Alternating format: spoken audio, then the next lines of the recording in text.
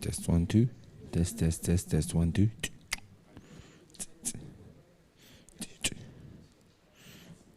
Test 1 2 2. Test 1 2 2. Test 1 2 2.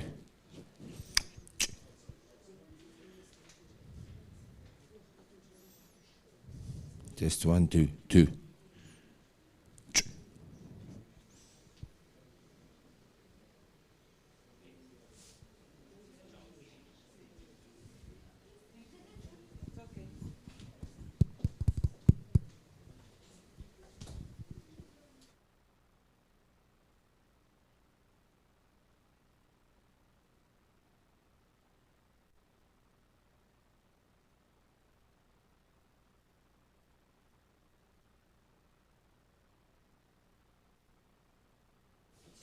He.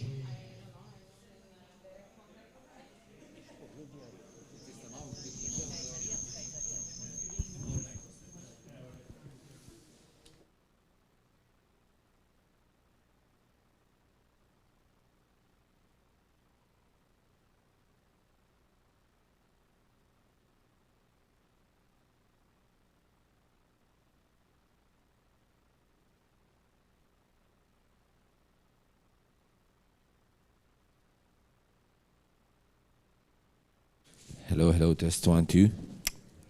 Hello, hello. Hello. Hello, test 1 2 2. Hello, hello. تسمعني؟ Oh, alright.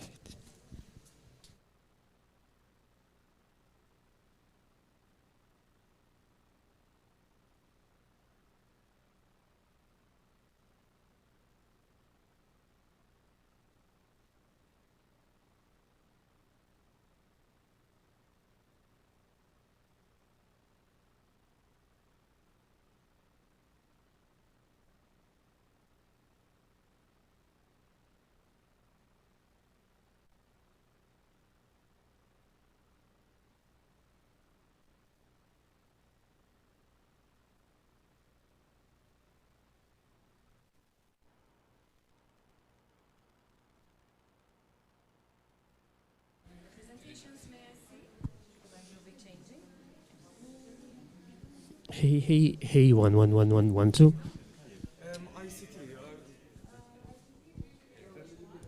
Hey. Teams una seconda.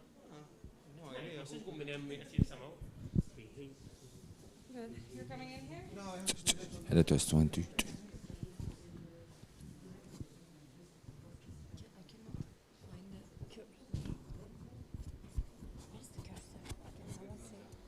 No, I cannot find the cursor here. Huh?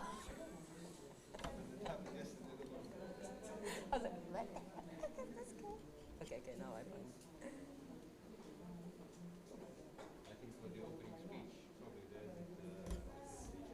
Yeah, okay. So I need to start.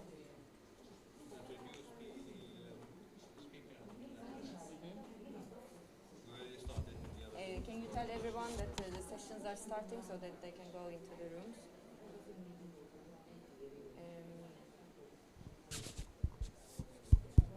Both of them are working, right? Take that one. Good morning. Good morning. Good morning.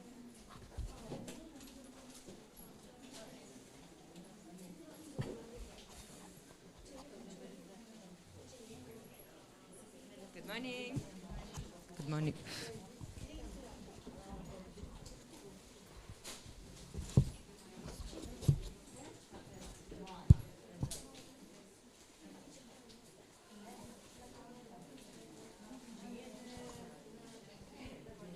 Good morning. Please take a seat.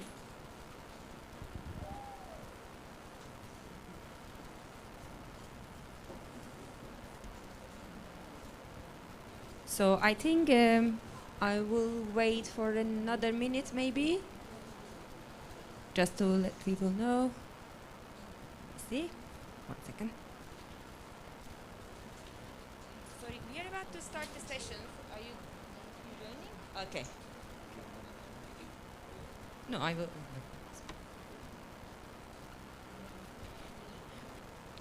Good morning, everyone, dear colleagues, dear students, and welcome to the second day of our Research Expo. My name is Gonja. I am part of the Applied Research and Innovation Center. And without any further ado, I would like to welcome Dr. Martina Carana, Director of the Institute of Creative Arts, to give us our welcome address.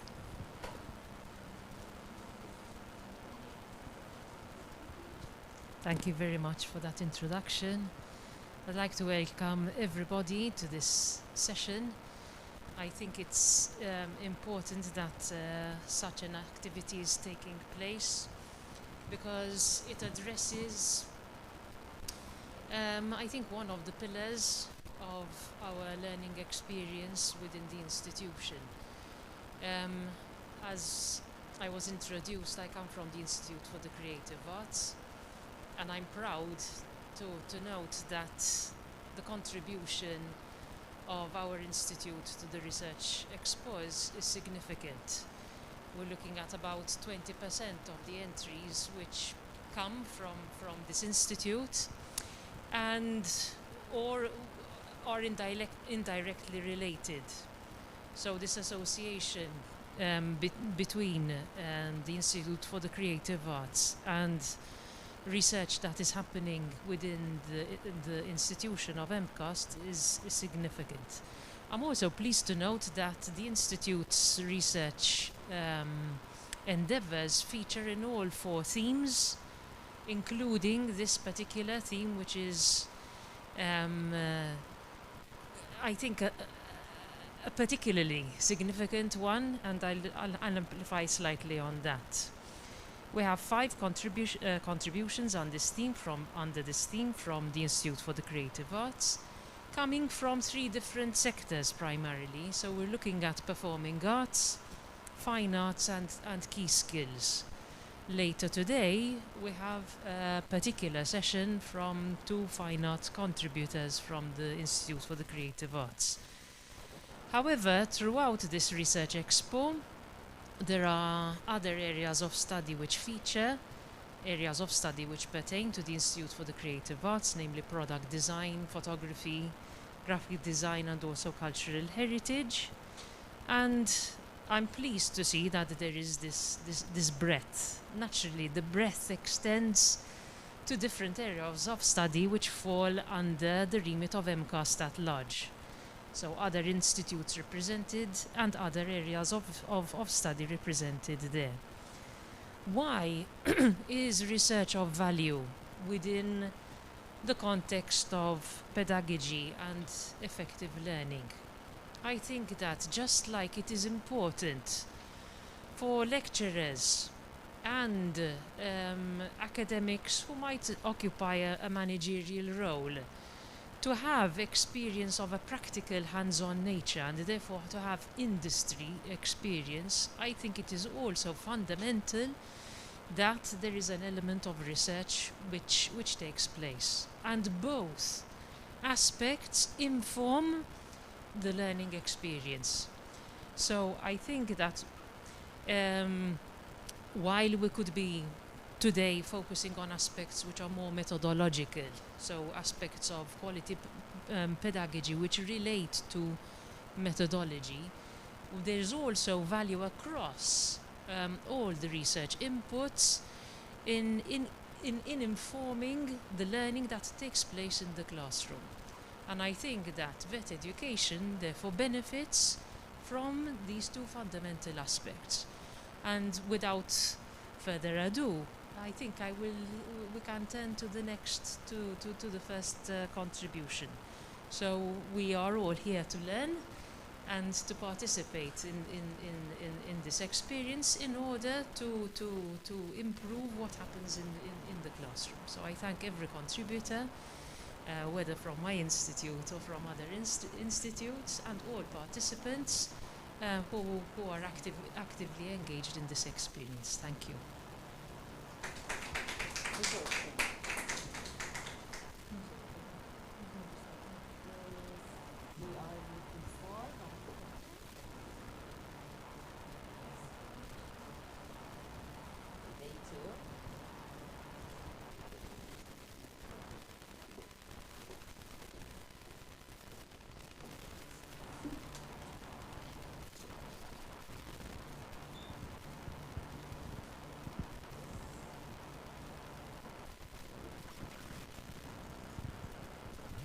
So I would like to welcome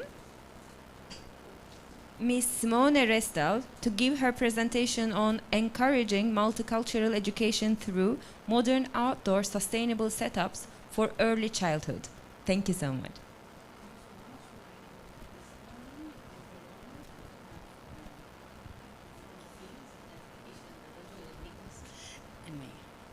Thank you, Dr. Martina, for joining us this morning. It's an honor, person coming from the performing and creative arts, especially the music side, which is quite a main factor, which is being included in the philosophy and methodology we wish to promote in our schools.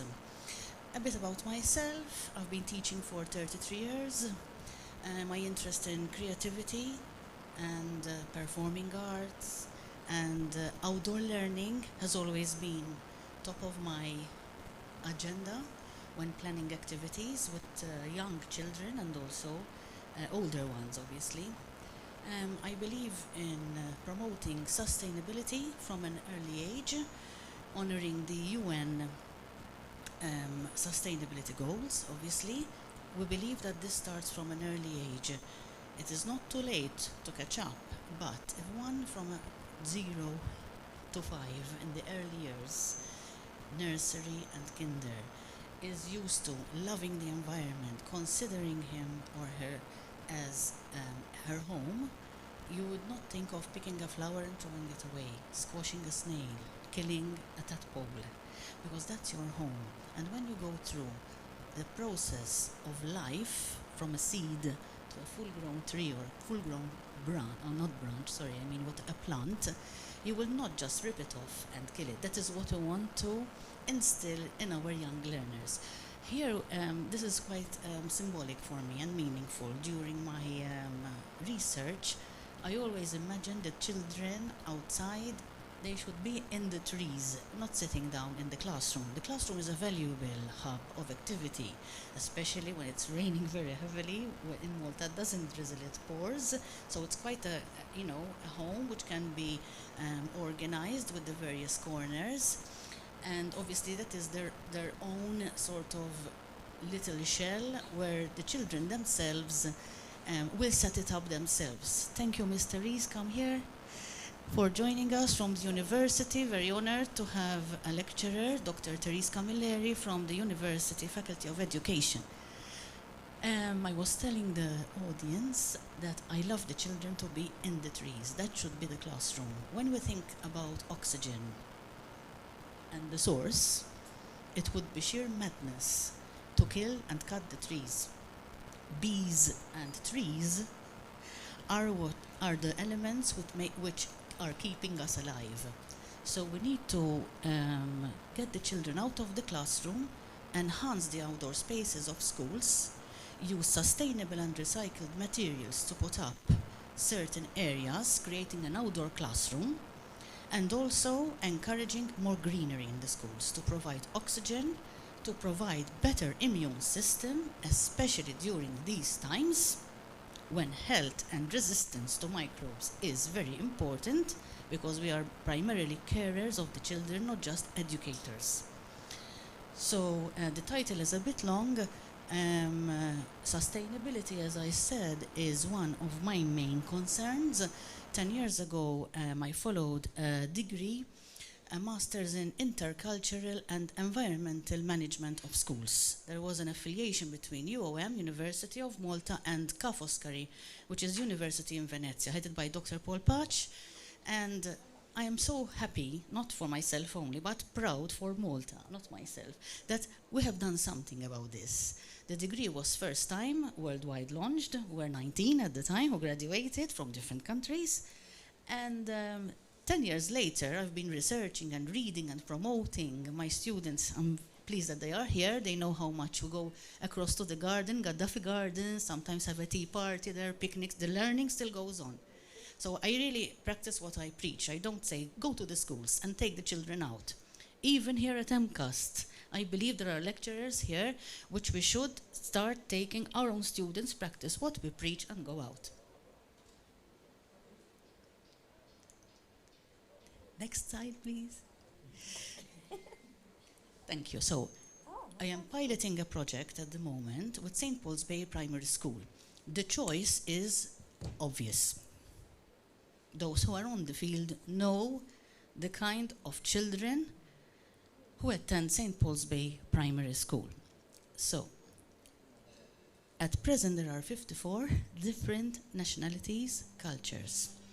My idea is to encourage a multicultural, not tolerant, but celebrative culture at school, where everybody is happily playing outside, no inhibitions, no, stigmas, no racism, no judging, just innocence, enjoying each other and learning from different cultures.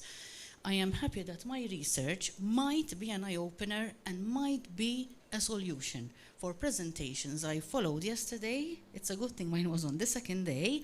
My colleague here, Christine Schembri, talked about inclusion. Should we be talking about inclusion in 2021? Should we be talking about multicultural education in 2021? Should we be talking about schizophrenia? Thank you, Ms. Christine. Yesterday, very interesting. How to solve these fears and stress in classrooms. 2-year-olds. My sister is a guidance teacher at Pembroke Primary. Every Tuesday goes to San Juan Primary and has kids, 2-3-year-olds, fixing appointments for counseling. 2-3-year-olds every Tuesday. We are talking about slashed wrists, burns, and, serious problems. This could be a solution. This could be the only chance a child has to be relaxed, happy, himself, free. Because children come from actual problems nowadays, deprivement as well, and also lack of attention and lack of means as well.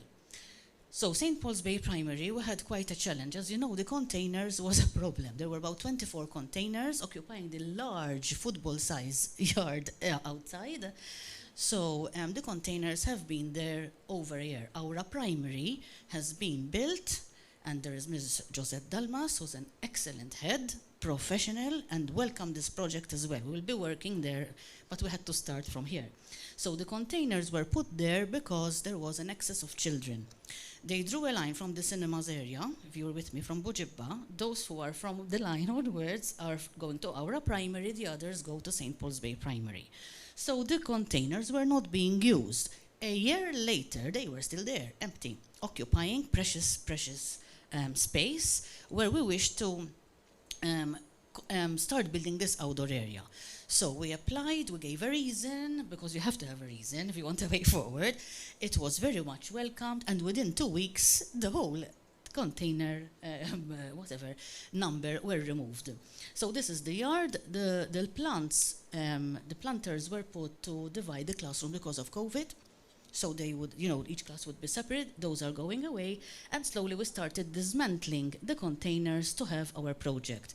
The main stakeholders in this project will be the children themselves, the parents, guardians, and the most important stakeholder in this project would be including the outer community. I rented a little house in St. Paul's Bay. Have been living there for a year and a half to immerse myself and get to know the community. I have talked to carpenters, grocers, mechanics, ironmongers, teachers, everyone. Everyone has this enthusiasm, and this will generate. You have to propagate and sell this idea that the community is responsible for the future generation. The children are not our children. They're not the teachers' children. The children we bring into this world are everybody's. All Maltese children are our children. So whatever we can do to educate them and bring them up with an open mind, loving the environment, let's go for it. So here I started meeting. I'm very, very, very lucky, very honored to have this headmaster. I really praise him, Mr. Ethelbert Fenech. He is the man. I've never had such enthusiasm. We work on Saturday, work on Sundays in a very short time. He had been wanting this project. I went with my students who follow a unit practicing and nurturing a spirit of imagination, 5.1s, level 5.1s, and they also were involved in designing, which you can see on my stand outside. I've got models and designs of outdoor areas, just a sample, because there are 75 of those. And this is Miss Edith, who is the assistant head. There's another Miss Antea, which you will see. We held about 7 meetings designing outdoor areas using sustainable materials. I really encourage that. So we're talking about pellets, cable drums, tires, plants, anything. And the parents are encouraged to start bringing in, not rubbish, things which could be useful to build this area outside. So I believe in Loris Malaguzzi's Reggio Emilia method of education, which encourages the environment to be the third teacher. That is what he calls it, the environment as the third teacher. It's not because we're defunct or obsolete, but we're there to be a playmate, to encourage the play, and let's have a cross-curricular day. Obviously, there will be a roster that each class will have an opportunity to have some learning outside. Weather conditions, whatever, let's have the equipment and start going out.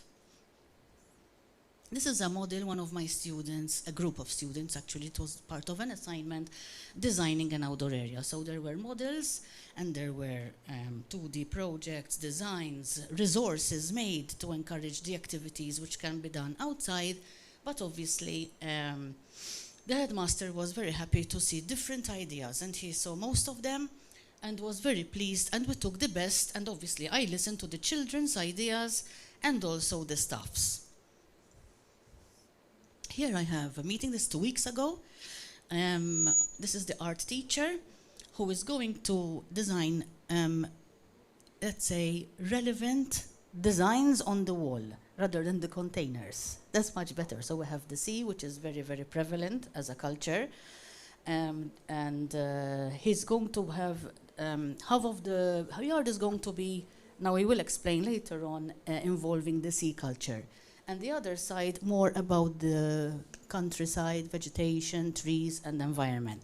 So here, this is Miss Antea, myself, the art teacher, and one of the KGAs, which is KGA 2, for example. I went 4 times. I had a meeting with the KGA 2s, kindergarten assistants 2, year 2, I mean, and the ones. And everybody was they were given a plain plan.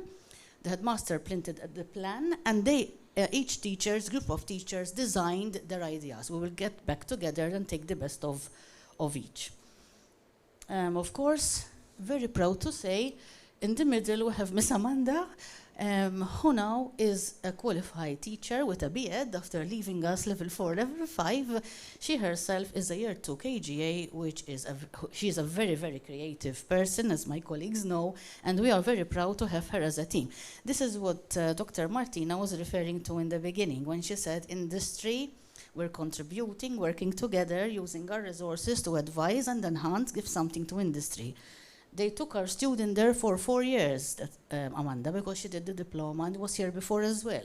So now she's giving back, her expertise, the apprenticeship, the ropes she learned from there, and the expertise theoretically and obviously from our end. She is one of the main stakeholders in the project. The headmaster chose her, not myself. So we are proud that MCAST is really contributing, apart from ourselves, through research, also from the teachers themselves, which we are proud to say have trained ourselves. That is the plan the headmaster gave to each teacher at school, and each teacher had the chance to give out her ideas, draw, discuss in groups, and we are analyzing each one together.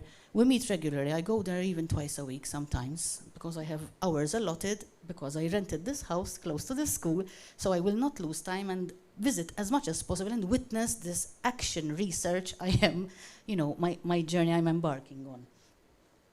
Here she is, obviously, so just to give evidence that each teacher had a say. They are the main stakeholders, the children, the parents, the outer community, and ourselves, the SMT, obviously. The parents are starting to bring in certain things which we can foresee in different places and stations in the outdoor area, like a mud kitchen, a music wall, a pond, and the best item I am happy with is the Lutzu. I had been to Glasgow, to St. Charles College on an Erasmus trip, and took some photos of an outdoor church school. And there was this boat and various things. These are found in my previous presentation, because last year for the Expo, this time last year, I had presented my literature review, And as well, some ideas I was just throwing. This time, this is materializing.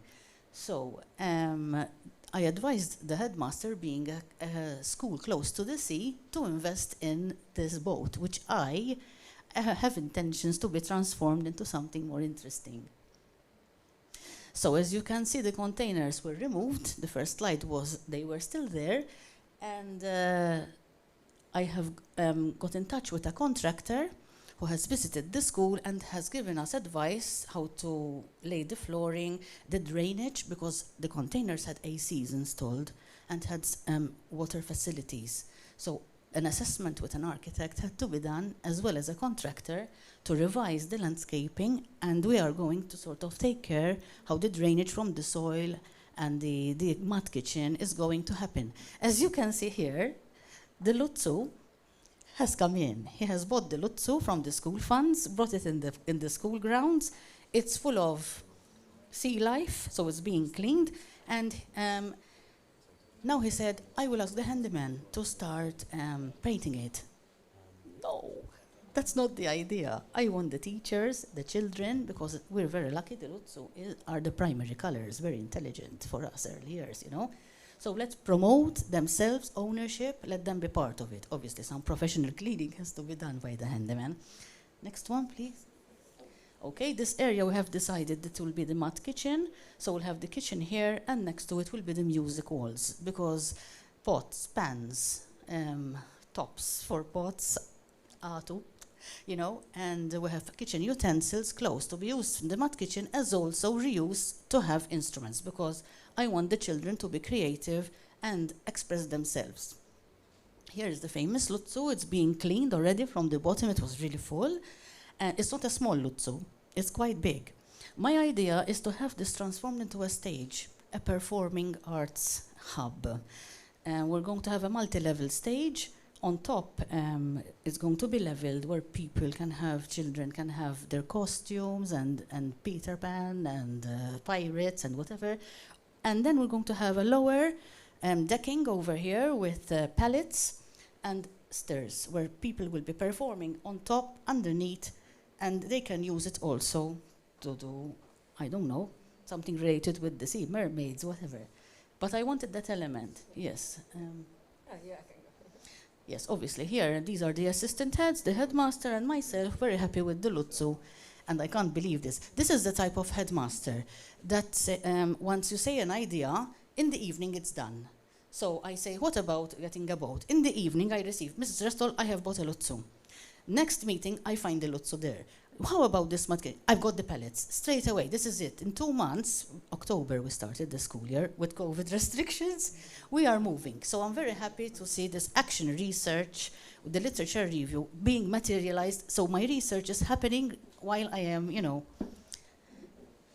This is the atelier. Malaguzzi believes in the atelier. Those who are familiar with the arts know that it is a hub where usually in the Reggio Emilia schools, which are 22 in Italy, there is an artist employed, not a teacher. An artist who has the materials, and the children go there in this hub, consult with the artists about their projects, 2, 3-year-olds, you know, even older children, and then they can materialize them with their teacher. They had this sort of passage. It was just coming out of the kindergarten onto the yard. So this space was not being utilized. The headmaster asked whether we could set it up. He bought some covering here and these are the handymen. Let's do it. He just put the covering there. There you can see this is going to be transformed in the atelier for the art teachers. The children express themselves. Pellets. This happened this weekend. On Sunday evening, I received this progress, and I had to add the slide quickly so that you can see that the pellets are going to be on both sides, big papers stuck, hung on the pellets, and the children are painting, standing up, and people are passing and admiring the creativity on the children's part. They can be taken to adorn the corridors and the classrooms. Aquaculture, experts have come to the school. Agribusiness is helping as well with the students to plant trees and encourage more greenery in the schools. So one side will be flowering with plants and children will be playing in the soil, in the mud, in the pond. And on the other side, there's the Lutzu with music. And we have a reading corner, a music corner, performing arts. And we aim to have a cross-curricular day, not just, segmented literacy, numeracy. So we plan to have a whole play experience outside. It's a whole outdoor classroom, obviously with a roster, and children are used to go out and spend the day, hopefully enjoying learning different lifelong skills. Thank you very much. At the moment, I was very happy to conduct the literature review, as I told you, and I have just published the paper in the journal, which you can find outside, obviously. It's Article 6, page 106, and there I have given my literature review. I referred to consolidate my research. What happened, that was last year. So what happened in the meantime is that has transpired into an exciting project. I am applying action research so that I'm conducting an experiment. This year will be spent building the outdoor area and pooling all the resources, observing and assessing. But my research goes further. Hopefully next year, the experiment will be a control experiment. How was the learning attainment before the outdoor area, as the yard as it stood before, and the classrooms? And now that you are using the sustainable play with, using the sink and painting, was there an improvement in the attainment and the level of attainment educationally of 4, 3, 2-year-olds? So the teachers themselves are going to help me conduct this experiment. Thank you so much for being here. Wow, amazing. First of all, I just want to thank you personally, because my son goes to St. Paul's Way Primary and we enjoy a lot, and I was so worried when I moved back here 4 years ago to send my son to a state school. I cannot be so happy. You cannot believe these kids all around the world having so much fun, and he every day goes to school, we're gonna play, and they're always outdoors and really, really enjoying. Thank you so much personally. I know your all efforts and they're amazing. So I also would like to invite you. We're gonna have a small break because our Research and Innovation Minister is visiting. So we would like to invite you to the main hall all together, and then we will be back in this room again, if you can join us. Thank you.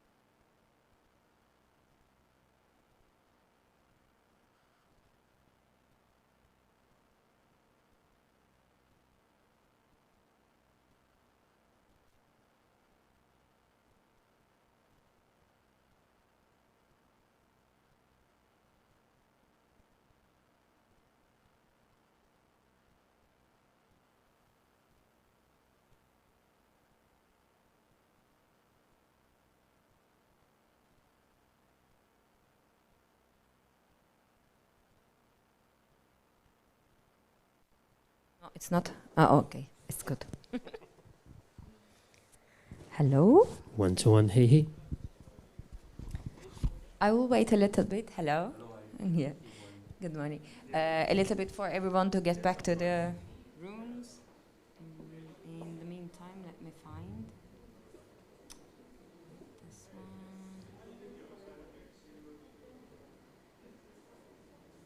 Day 2. I think we will continue with your presentation, David. Great. Hi, Ivan. Hello.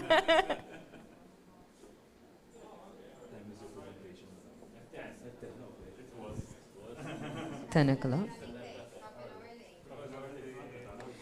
A little bit, sorry.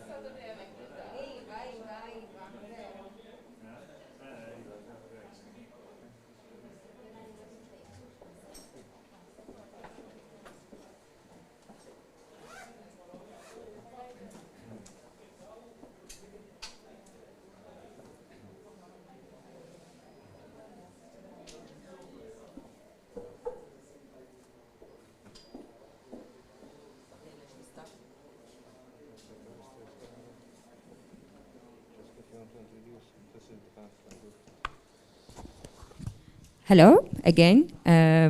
Welcome back to our session. And I'm so now pleased to introduce you Mr. David Patch and Ivan Brifa. And we are closely working. I'm personally closely working with our lecturers. And it's a very interesting topic. So the floor is yours. Thank you so much. It's about the MCAST Entrepreneurship Research Hub. Thank you. I will give you this one.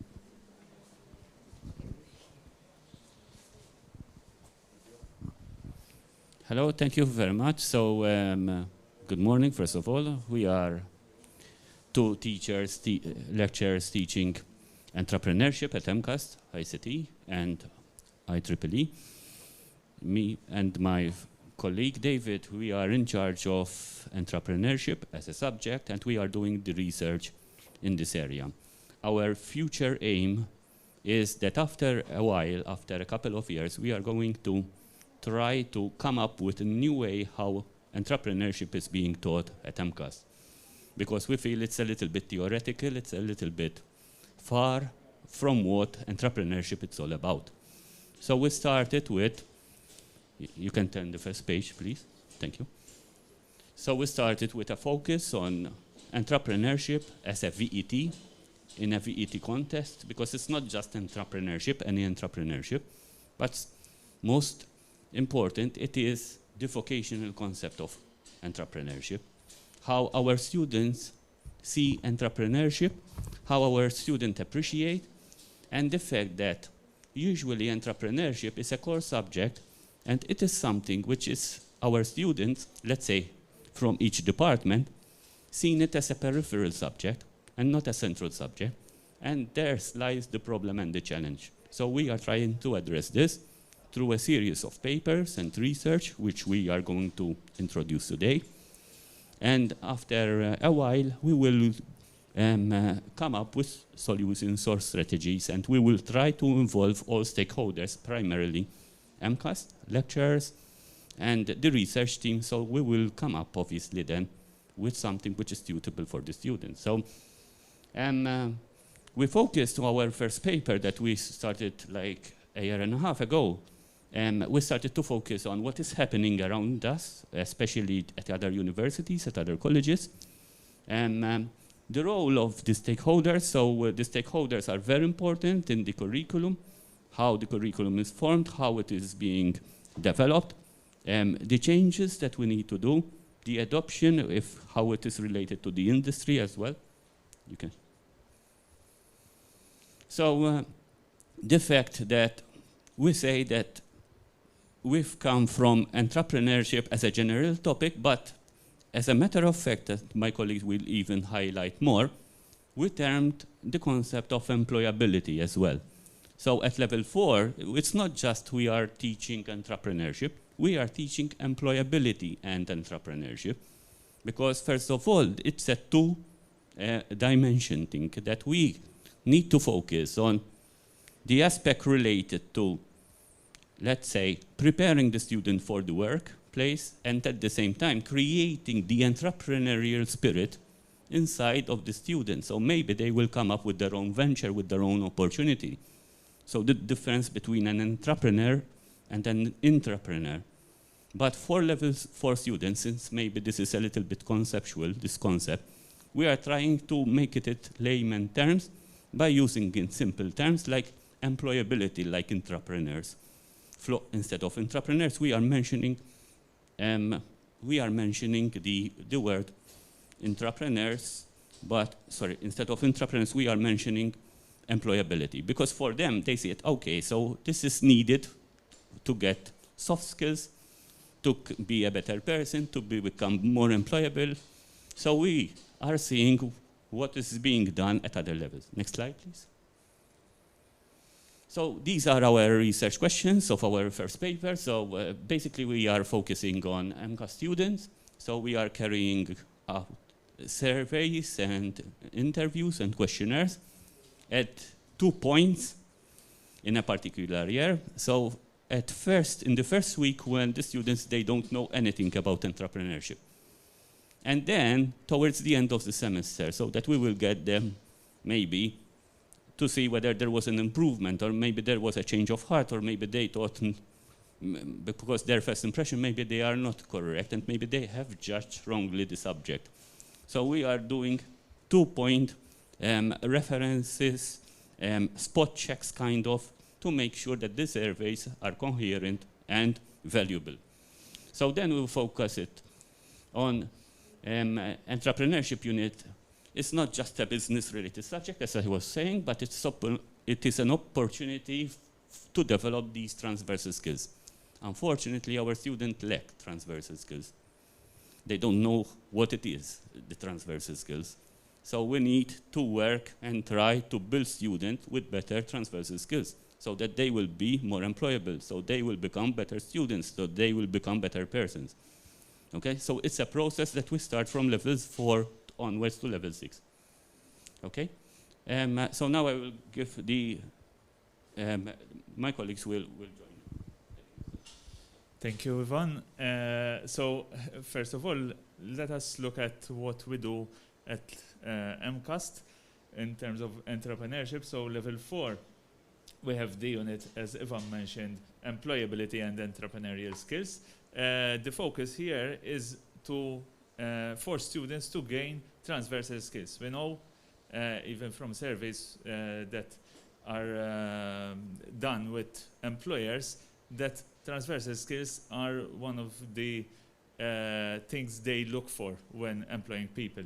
So we know that our students need them. So we focus on transversal skills, and at the same time introduce students to some startup concepts. Some students do start their own venture, so it's good for them to know, even at level 4, what it entails, right? Even those who don't want to start their own venture, maybe in a few years' time they will realize there's an opportunity, and like that we have already prepared them, right? Then at level 6, it's just entrepreneurship. We also, through the unit, how it is delivered and how the assignment is done, it also includes a number of transversal skills, right? But we don't like lecture them. It's through their experience of working during their assignment.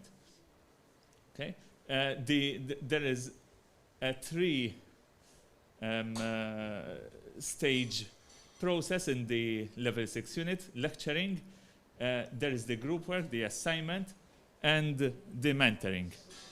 Right. So here we are also trying to link our unit with industry, because the mentors are usually from industry who have experience in running businesses, right?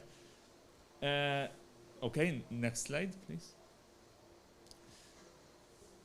So we, as Evan mentioned, we started to do some surveys amongst our students. First, we started off with level 6 students. In our first study, just 11% of students participated. Maybe that indicates something, also the rate of participation. In the ongoing study, which is, we started the survey of 2020-21 cohort, there were 17% of students participated.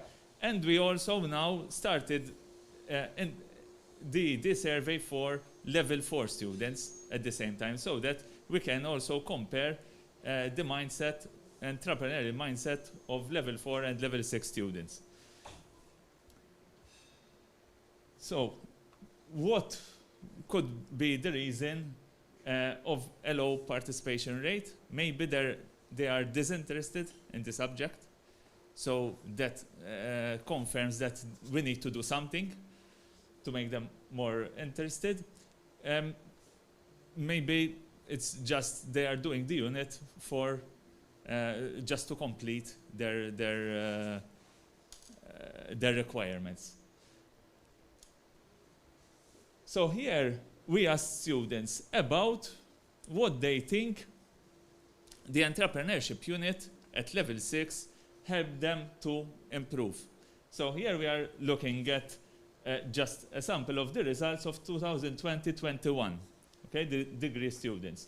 And we listed a number of skills which are implied within the assignment.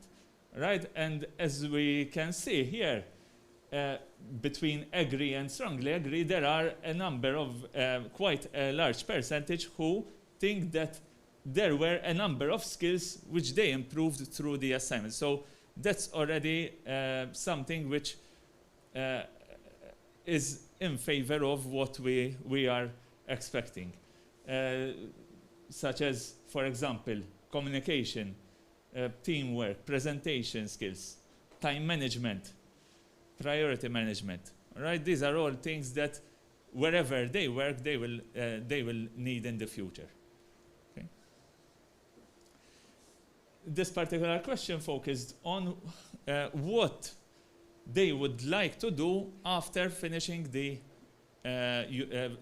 degree at MCAST. And here we are seeing that the 52% here are saying that they don't want to start off their own business neither before nor after the unit, okay? And something we can expect. Okay? We don't think that everyone will actually start off their own business. We have around 16% who said, yes, I would like to start off my own business after finishing the unit. Before, it was a no. Okay, here. The 7% maybe realized through the unit that it's something beyond what they would like. So they changed their mind here. And 24% confirmed that before and after the unit that they would like to open up their own business. Okay. Here I am comparing with the previous year's results, the previous cohort. Okay, And as we may see, they are very similar. There were a number of students, a high percentage, who agree, all right, or strongly agree that they managed to acquire a number of skills. Okay, but as we said, maybe since we had just roughly 11% of students participating in the first year, at least this was like a confirmation of the results that we have got in the previous year. And here, very, very similar results of the same question of what they would like to do in the future in terms of opening up a business. We like confirmed the results we had in the previous cohort. Okay, thank you, David. So, as a concluding remarks of this presentation is that, as such, we managed to kind of confirm our assumptions and our general feel that students are a bit reluctant when it comes to open up their business. And however, through the assignment, because the assignment is one of the few assignments that they have to do it as a group work. Other assignments are individual. So that gives them the chance to work together. By working together, it is simulating. At best, the effects like a normal day of work. So, however, we would like that this is not something that they are doing in the assignment only, but even through the lessons. We need to see how through the lessons they will become more interactive, they will become more meaningful, and they will become that then maybe they will be change agents for the future. Thank you so much.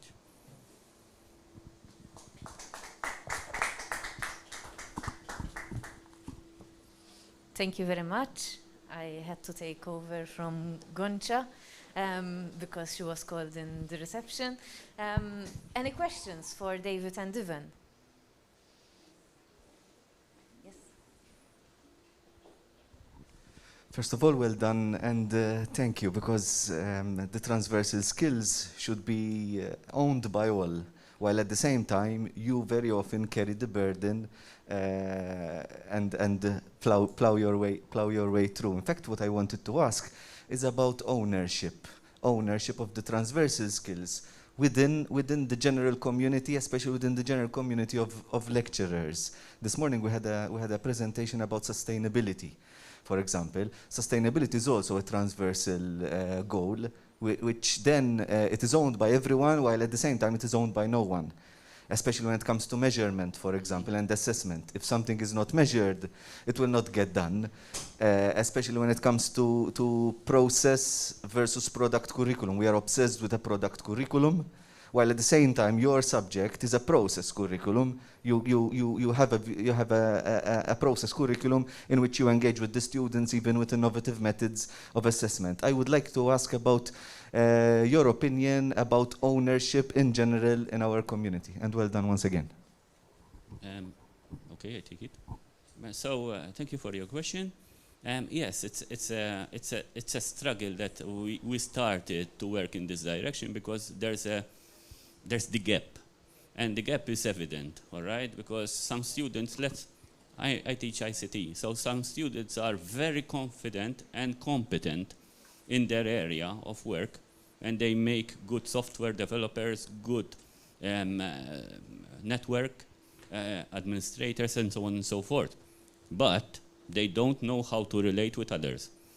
And they pretend, or they think, that they are going to work on their own in the large company. And I always challenge them that, listen, this is not real. You are going to work in a team. So you need to start helping your mate, your peer, whatever, all right? Be there, be responsible. And those things that make up that an employer needs to know without even knowing. So they will start to knowing these things maybe through experience, or maybe through some mistakes. But we are trying from level 4 we have identified the gap. So now we are trying to mitigate, all right? So with new tech, maybe new methodologies, new teaching methodologies, maybe I agree with you, the sense of ownership. You are responsible for the success of your company, all right? You and your team, you need to be a team player. It's even being, you take it from at this stage at MCAST, all right? You are part of MCAST. You are part of the success of MCAST. Your success is going to affect others, all right? So it's a win-win situation, I dare say. It's a win-win-win because that's the third paradigm in this thing. So we need to focus on this thing, how we can help students, how we make them aware, and once they are aware, maybe we will give them the right tools to be more transversal, to learn about these ownership that you have mentioned.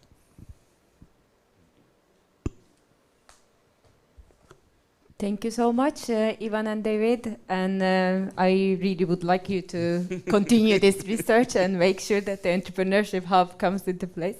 Thank you. And now I would like to invite Ms. Nika Leviko, who will be presenting us the EIT Climate Kick Hub and the strategic programs run at MCAST. Thank you. Thanks, Kancha. So, good morning, everyone. I'm Nika Levikov. I am the EIT Climate Kick Malta Hub Manager. So it's a very long title, but what it means is that I'm based here at MCAST and I'm overseeing a hub that is trying to address climate change in Malta. So next slide. Okay, so what is EIT Climate Kick? Okay, EIT stands for the European Institute for Innovation and Technology. This is an EU body, and I will, in a further slide, I will explain where it's placed. But what this is about is how do we solve this huge problem of climate change? We're going to do this with innovation. We're going to do this by creating communities in Europe, but also beyond, that are coming up with new ideas and new solutions to move towards a resilient, zero carbon and circular-based economy. So basically, EIT is under Horizon Europe, if you're familiar with Horizon Europe funding, under Pillar 3. And then when further from EIT, you have these different KICs. So KIC stands for Knowledge Innovation Community. There's currently around 10, I believe. Climate KIC is the oldest one. It was established about 10 years ago. And under this KIC, you have regional and national hubs.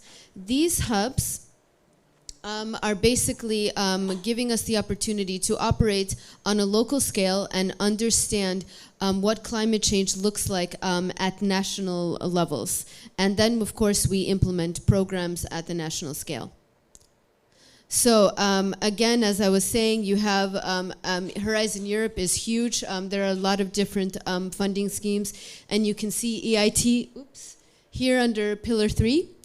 Next slide, I don't want to spend too much time on that, but just some really fun numbers for you. So the Climate Kick has been really successful over the last decade. Nearly 400 partners across 28 countries, more than 1 billion in investments attracted from the startups that have participated in accelerators under Climate Kick. More than 1,600 climate positive startups incubated. As there's a lot going on, a lot of connections and new collaborations that have been developed across the EU. So really exciting and impressive track record. Next slide. So I already talked a little bit about what the vision is. We really need to be making significant changes towards a net zero carbon economy by 2030. And this means that we need to be changing systems. So not just thinking about how we're going to become smart consumers and how we're going to be addressing problems from a grassroots approach. We need to be really transforming our city systems, our infrastructure, and that's a big goal with Climate Kick, and that's definitely something that we're thinking about here in Malta as well.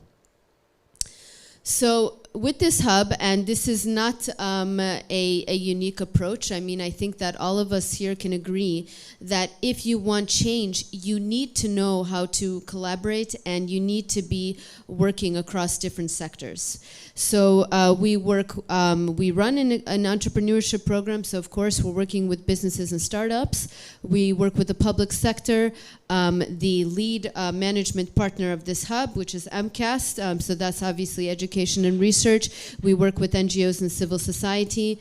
So it's really important also not just to have the strong network, but it also helps you to identify where are the gaps, what are the barriers, and what are the strengths and weaknesses, and tapping into the strengths of your different partners and stakeholders.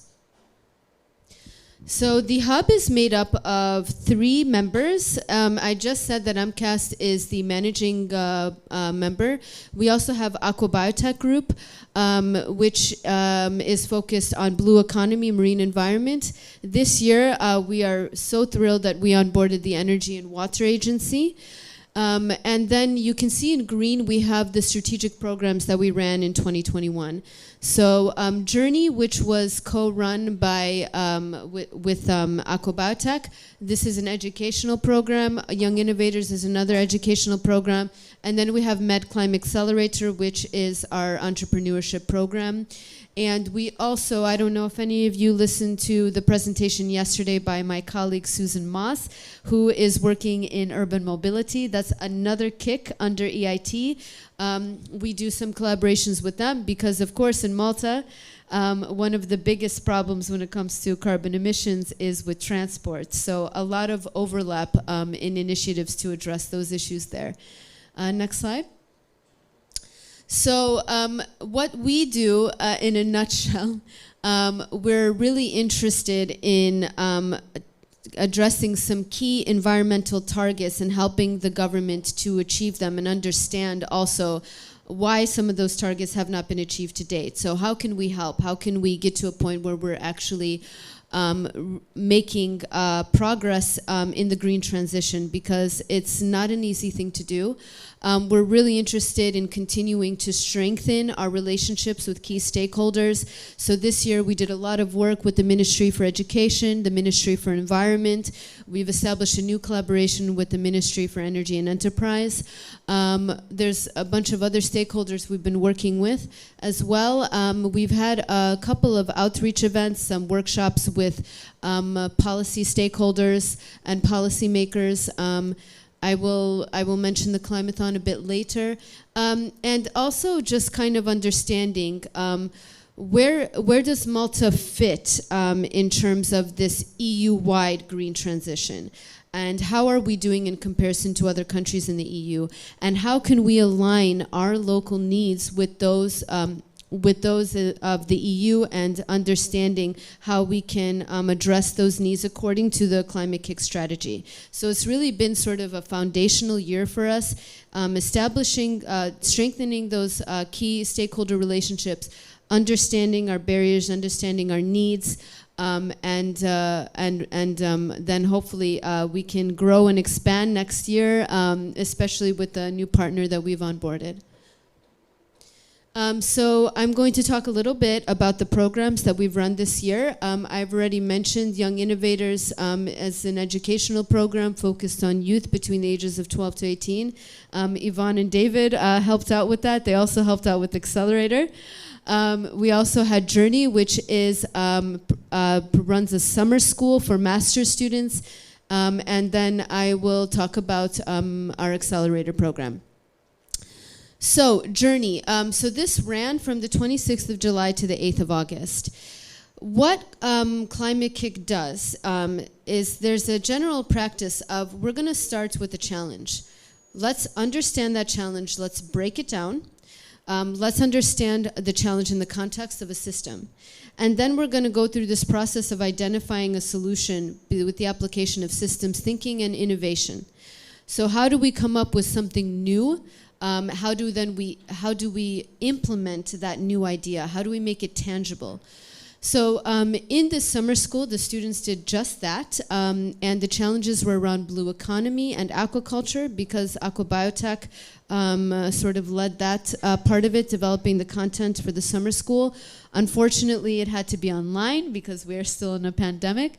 There were over 10 master's students that participated. We partnered with a bunch of environmental NGOs to deliver some interesting content and really give a well-rounded understanding of the local context. For example, we worked with Fish for Tomorrow. There was an online documentary screening and a Q&A about sustainable fishing in Malta. So it was a really great journey for the students that participated. We had students from all over Europe. Next slide. And young innovators. So this year was the first year that we ran this program. I think it was established in 2018, so as the program itself is still relatively young. But for Malta, it was a really exciting time because it was like, okay, year one, ground zero, a lot of trial and error, and we're so excited to run it again next year with all the lessons learned. But basically, we tried to recruit teachers from all over Malta and Gozo to do training, because that is the first phase of this program. Is let's train our teachers in secondary schools and colleges in systems thinking, and young innovators developed visual tools that makes learning engaging, but also brings the climate emergency into every subject, because we are an emergency. So it is vital that we are teaching our students about how to develop the skills that they need to lead carbon neutral lives in the future. This is now a necessity. So it's bringing that knowledge and bringing those skills into English class, humanities, maths, not just the sciences. It's in everything. So that's sort of the idea behind it. So the teachers went through training, again, unfortunately, online.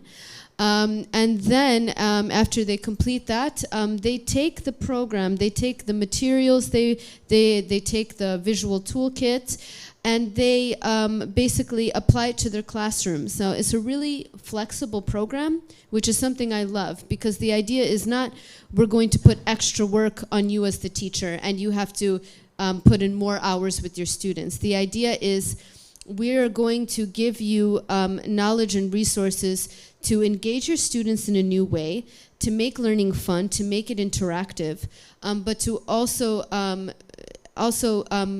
bring sort of a positive spin on the climate emergency, with the idea that there is something you can do about it. I know we tend to say over and over again, it's not too late, there is still hope, but it is true. But it's only going to be true if we really give our students the knowledge and the tools that they need. So we encourage the teachers to really mold the materials in a way that fits with them, and they were not forced to dedicate a certain amount of time to the program either.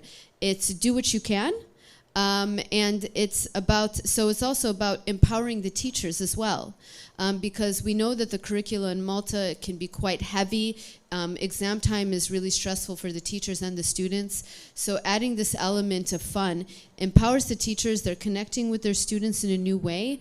And then the students themselves learn to have agency over what they're learning and what they can do about this new knowledge.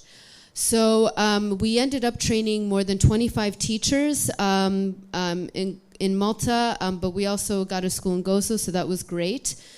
And then we collaborated with the Ministry for Education, Ecoscola, also the Ministry for Environment, who were challenge owners. So what that means is they come up with the local challenge for the students to work on. And as I said earlier, that process of identifying a challenge and then coming up with a solution. So the students were tasked with coming up with solutions on e-waste, energy, and transport, all around the school. So how do I get to school in a sustainable way? And what are the barriers in place for me in getting to school on time? Then with energy, how can a school building be designed with renewable energy? So these challenges, the students worked on them in an event called the Young Climathon. This is a hackathon, so it's in a very short amount of time. You work intensely in a team to come up with your solution. We had more than 60 students from MCAST participating in this. So it was a fantastic event. This photo up here is a photo from the Young Climathon. And we had a winning team that provided a solution to e-waste. They came up with an incentive to get people to fix their phones rather than going out and buying a new one, which is the standard practice when your phone breaks.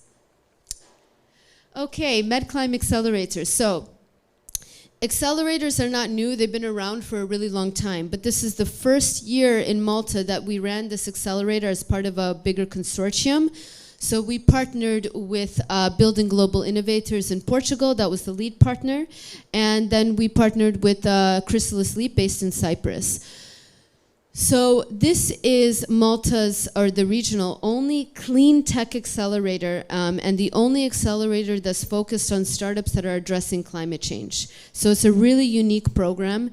We are looking at startups that are either providing mitigation measures or adaptation measures in the form of a product or a service to address climate change. And basically the startups go through some very intensive training or, excuse me, there are boot camps according to the specific stage you're in. So accelerators work in the first 3 stages of development. So that's the first stage, which is basically ideation. The second stage, which is validating your business model. And the third stage, getting ready to get investors, grow your clientele, and sell your product. So we had 10 startups in Malta that we worked with. There were 21 total in the program. Of course, they get funding as well. And we had a really diverse group of startups this year. So Malta's startup ecosystem is quite young. And we were really eager to get basically any kind of idea that had business potential. We said, okay, come on, join the program. So we had some startups that are working in sustainable farming, providing eco products. We had a startup that is providing a specialized chatbot that can give you particular information about, for example, how to recycle properly in Malta. We have a startup that is providing a new car sharing scheme. It kind of works similar to Airbnb. And we have another one, which I love. It's called ELM Fabrication, and they are working on printing 3D printed furniture using waste wood. So a variety of ideas and initiatives. We are going to be running this program again in 2022 and 2023. We partnered with TechMT that actually, well, they sponsored the program, and also we've been working with Malta Enterprise. We are very keen to keep expanding this program and eventually having a permanent incubator here in Malta over time. We had a brilliant coach who was locally, Johan Zamit, who is the founder of Smart Studios, who did a lot of hand-holding. And we had, with him, built a big mentoring team. So we had experts who were ready to help the startups with finances, marketing, branding, law. So every area that you could need help in, we basically got a mentor for. And then we had also a demo day. So what this is the startups basically get a platform to pitch.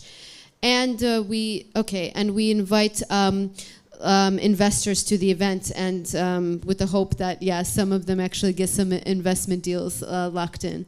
So it was a great year, and we can't wait for round 2. Next one. So the Climathon, this is another hackathon event. This is for all of Malta. The Young Climathon was focused on just the students in that program. But this we ran, and it's a global event, so Climathons are run every year across the world. We had a challenge owner, the Environment Resources Authority, whose challenge was the reduction of single-use plastics and carbon emissions from the food delivery system in Malta. So this was actually a 24-hour event. We held this at MCAST. The winning team, they are debating between the name now, between Cleverbox and Green Out. They developed a system which also is going to be an app where you can have reusable and returnable food packaging, boxes for takeaway, and delivered meals. So they are, the grand prize was 5K in funds from the Accelerator program. So they are going to be entering Accelerator next year as a stage 1 startup. And I want to thank again our sponsors, just in case they're listening somehow, HSBC and Tapwater. So this was fantastic. And this is really about, again, let's do real change. This isn't just, let's have an event and let's have some food and talk ideas. Let's actually put these ideas into fruition, and that's really what we're seeing here now. Next slide. What's next? So we are definitely going to be running Young Innovators again next year. I mentioned we're running Accelerator again next year. We'll have another Climathon. So please stay tuned, because we have, I haven't touched on everything that we've done this year and our plans for next year. But we have a lot going on. If you want to be involved in any way, please speak to me. You can speak to Gansha as well. And thank you so much for your time. There's my email up there. Gansha is also my colleague Susan if you want to stay in touch. Please do follow us on Facebook. We have a website that also will be launched very soon.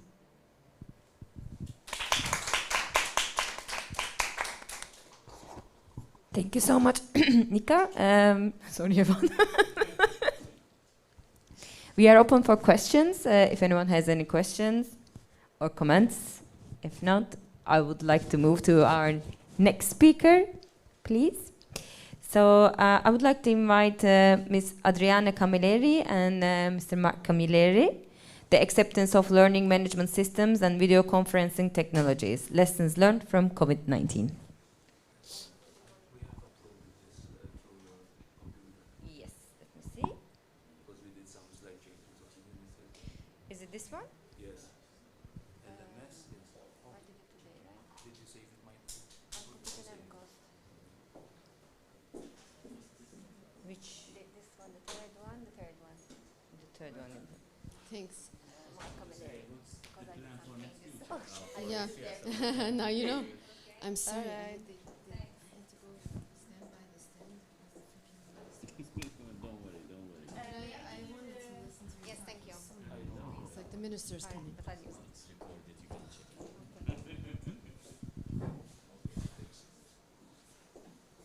Okay, can you hear me? Yes, okay. So first of all, thank you for attending our presentation. The acceptance of learning management systems and video conferencing technologies.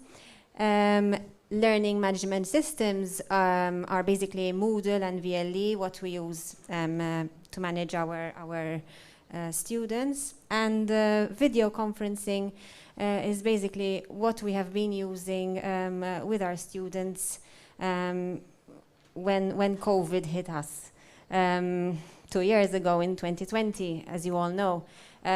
We had to shift our teaching. We could not meet our students face to face. So everything had to change very quickly. And obviously, it was not planned. Nobody was prepared for this change. So this is what we're going to talk about. This is what started off this project, basically, because we were going through a difficult time. Things had to change when it came to learning, and students had to also change the way that their learning was taking place. All right. There are a number of theories that we used in our questionnaires. Yes, could you change the slide, please? Okay, so basically the theories that we used are tried and tested, okay, and the main ones that we used are the theory of planned behavior and the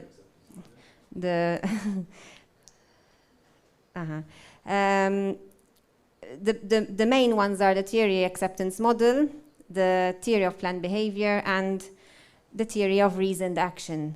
All right, these are tried and tested, and they have been used previously. What we're going to share with you today is a published paper in Springer's Technology, Knowledge and Learning. So these findings are also available online. The full paper is available online for you to also read. Mark will be sharing with you some more information about our research. Thank you. Well, my name is Mark Camilleri. I'm a member of staff at the University of Malta. I co-authored this paper with Adriana Camilleri. I'm very pleased to be here today with you after 9 years of absence. I was here as a lecturer of entrepreneurship as well, so I enjoyed your presentation before. Well, today we're going to share the findings from our research. So it is very interesting and appealing, hopefully, for you, because you get to know what are the attitudes and perceptions of our students with regards to learning management systems, like Moodle, as she said, all right, or like virtual learning environments at university, and the conferencing technologies. All right, so conferencing technologies, before, we did not use them in the educational context. We did not use them at university, not even here at MCAST. So I think that this is a very, very timely topic. And it is very, very good, because we actually use, as Adriana said, valid and reliable measures. All right, so our survey had in it measures that were tried and tested in academia by thousands of academics. And actually, she mentioned also the theories that were used in the previous slides. Basically, if you can go back, please. Here, I made reference to the literature review, that as you can see, there are the blended learning approaches, there are the distributed learning paradigms, electronic learning, and as you can see, within the references section, we discussed about, we actually featured the findings, we discussed about and we analyzed the relevant literature on these learning approaches and learning paradigms. Okay. And as you can see here, we have formulated our hypothesis, and as I said, our theories were based on these relevant theoretical underpinnings. All right, as I said, these theoretical underpinnings, like for example, the technology acceptance model, which was developed by Davis, was used by many academic colleagues, and of course they were published, their findings were published in many journals. And the theory of planned behavior and the unified theory of acceptance and use of technologies as well were also developed after the formulation of TAM, the theory of acceptance model. Well, basically, we also integrated two new constructs. So we did not just use the same measures that were used in previous studies, but we also included other constructs that were also drawn from other studies. Like, for example, the perceived interactivity. We explored the perceived interactivity, the students' attitudes and perception towards the interactive technologies. But also we included the facilitating conditions construct, which was drawn from the unified theory of acceptance and use of technology. That was from Venkater's study, 2003 and 2012.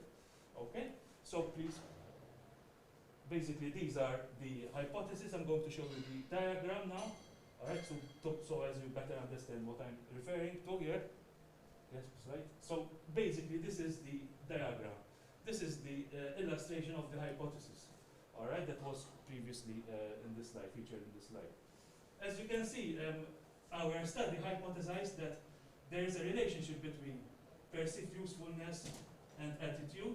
All right, there's a relationship between attitude and behavioral intention. And as you can see, there are the links which are actually affecting the intentions of the students to engage with these interactive remote learning technologies. All right, so basically we included, as I said, the perceived interactivity as well as the facilitating conditions within the technology acceptance model. The perceived usefulness and the attitudes are antecedents, they are the precursors of intentions to use technology. So these three circles here, these three factors, these three constructs, are relating to the technology acceptance model. Okay, please. Basically, the methodology relied on a questionnaire to gather the data. All right, so we actually used a survey questionnaire and disseminated this survey amongst university students at here in Malta. All right, and as I said, this survey questionnaire featured the constructs that were drawn from previous studies. All right, so it is a reliable, trustworthy, and rigorous study. And in the end, towards the latter part of this survey questionnaire, there were the demographic information. We gathered information with regards to the age of our respondents. The age was categorized into different groups. All right, we also asked the gender as well as the experience with the use of remote learning technologies. Okay, the survey relied on the 5-point Likert scale mechanism. So the students were expected to indicate whether they agreed or disagreed with the survey's constructs. Okay. So these are the questions that were asked in our survey questionnaire. Okay, so there's the perceived usefulness of technology, there is the attitudes towards technology, there is the perceived interactivity towards technology, and there is the intentions to use towards technology. Okay, as well as the facilitating conditions. Okay, so I asked students, for example, we asked students remote learning, what they perceived with regards to remote learning. Did they perceive it as useful? Did they perceive it as convenient? Then were they improving their learning outcomes through remote learning technologies? Were they using their multimedia features like LMS? What do I mean by LMS? LMS, they are the resources that the lecturer posts online. All right, they may be case studies, for example, they may be PowerPoint presentations, all right, they may be rubrics. There are different resources which we post to our students. And prior to COVID, we used to utilize the technologies like Moodle and VLE in our case at university, because the students could avail themselves of our learning resources. Then we asked them about the facilitating conditions. As you know, the shift to virtual learning happened abruptly. It was unexpected, it was unprecedented, so we were actually surprised with regards to how quickly many academics as well as students had to adapt to these new learning mechanisms, to these new learning technologies.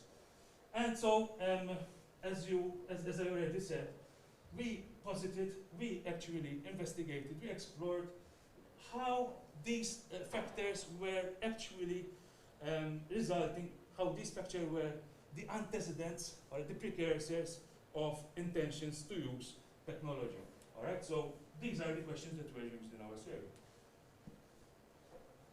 The sample, as you know, we targeted all students at university. All right, so there are more than 11,500 at university, and we ultimately, after a month, we received 501 responses. All right, it's not a lot, considering the response rate of our students. Usually, it's somewhere. But I think that this was a very interesting topic and timely, so the students felt that they could participate, and of course we pushed them as well to take part in this study. There were 314 females and 187 males.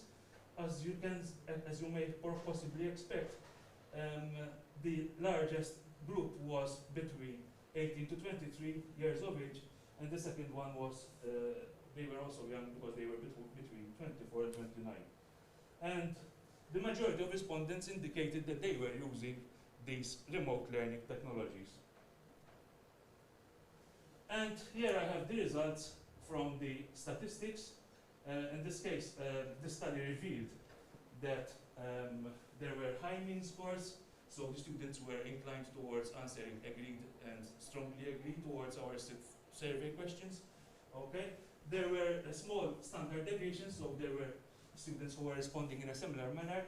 Okay, and this table also sheds light on the reliability as well as on the validity of this survey and its measures. As you can see, the reliability was more than 0.7, which is the threshold, all right, in quantitative studies. The average variance average variance here is relating to the discriminant validity. It shows that our survey instrument was valid as well. All right, so because it was, the findings indicated that there were more than 0.5. Okay, and here I have the discriminant validity, the findings from the Forner and Larker. And as you can see here, the square root of AVE, okay, which is the bold, and which is marked in bold font over there, it shows that our there was also good discriminant validity for our findings. Okay, and besides the Forner and Larker criterion, I also used HTMT as well, which is the heterotrait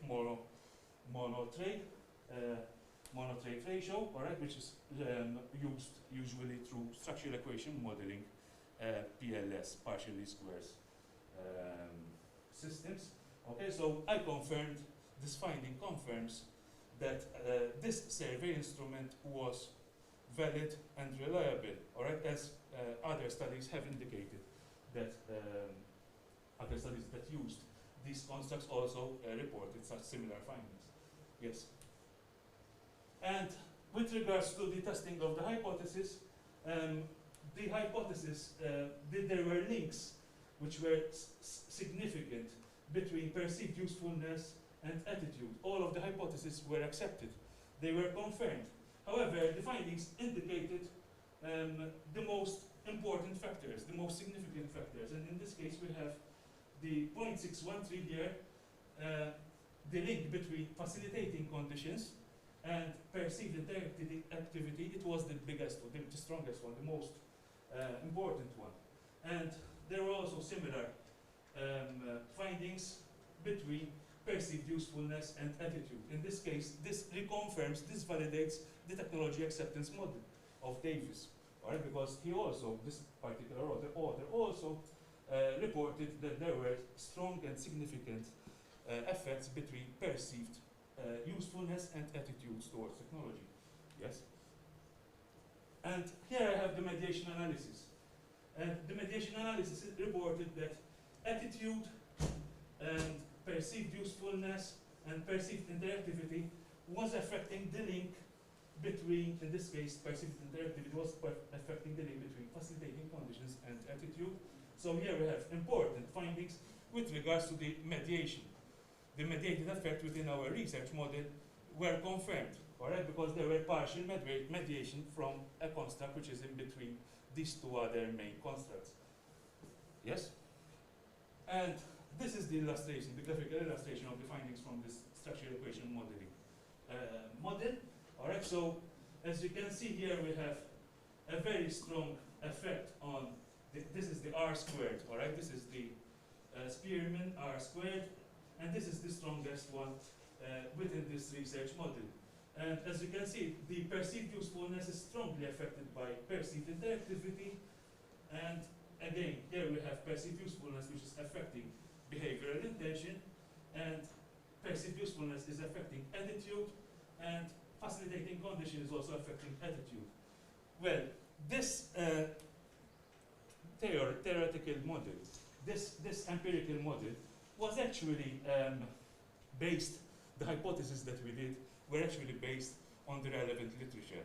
All right, so everything was justified and explained and substantiated through the relevant theoretical underpinnings. Yes. And in sum, there were both theoretical as well as practical implications. All right, so higher education students perceived the usefulness of the learning technologies, and this was confirmed, this was proved through the findings of our own study. But of course, there were other researchers who found similar findings, or alternatively, they found different results. They had different findings. They indicated that the students, the study indicated that the students were actually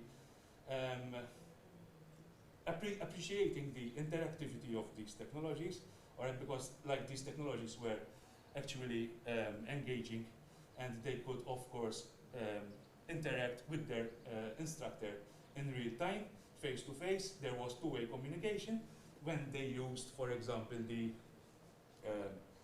virtual conferencing technologies. of course, I think that the findings confirmed that the students were also comfortable using the learning management systems like Moodle.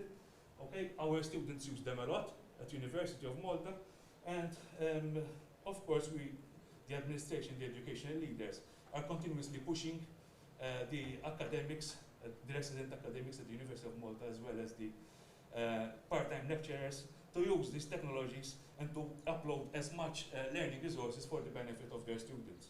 Okay, so the study with regards to the theoretical aspect is different than others because it integrated different elements.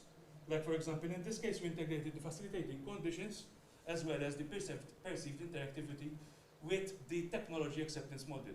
All right, so that is something which differentiated the results of this research from other previous studies. With regards to the implications for educators and policymakers, the instructors should consider improving the facilitating conditions. What do I mean here?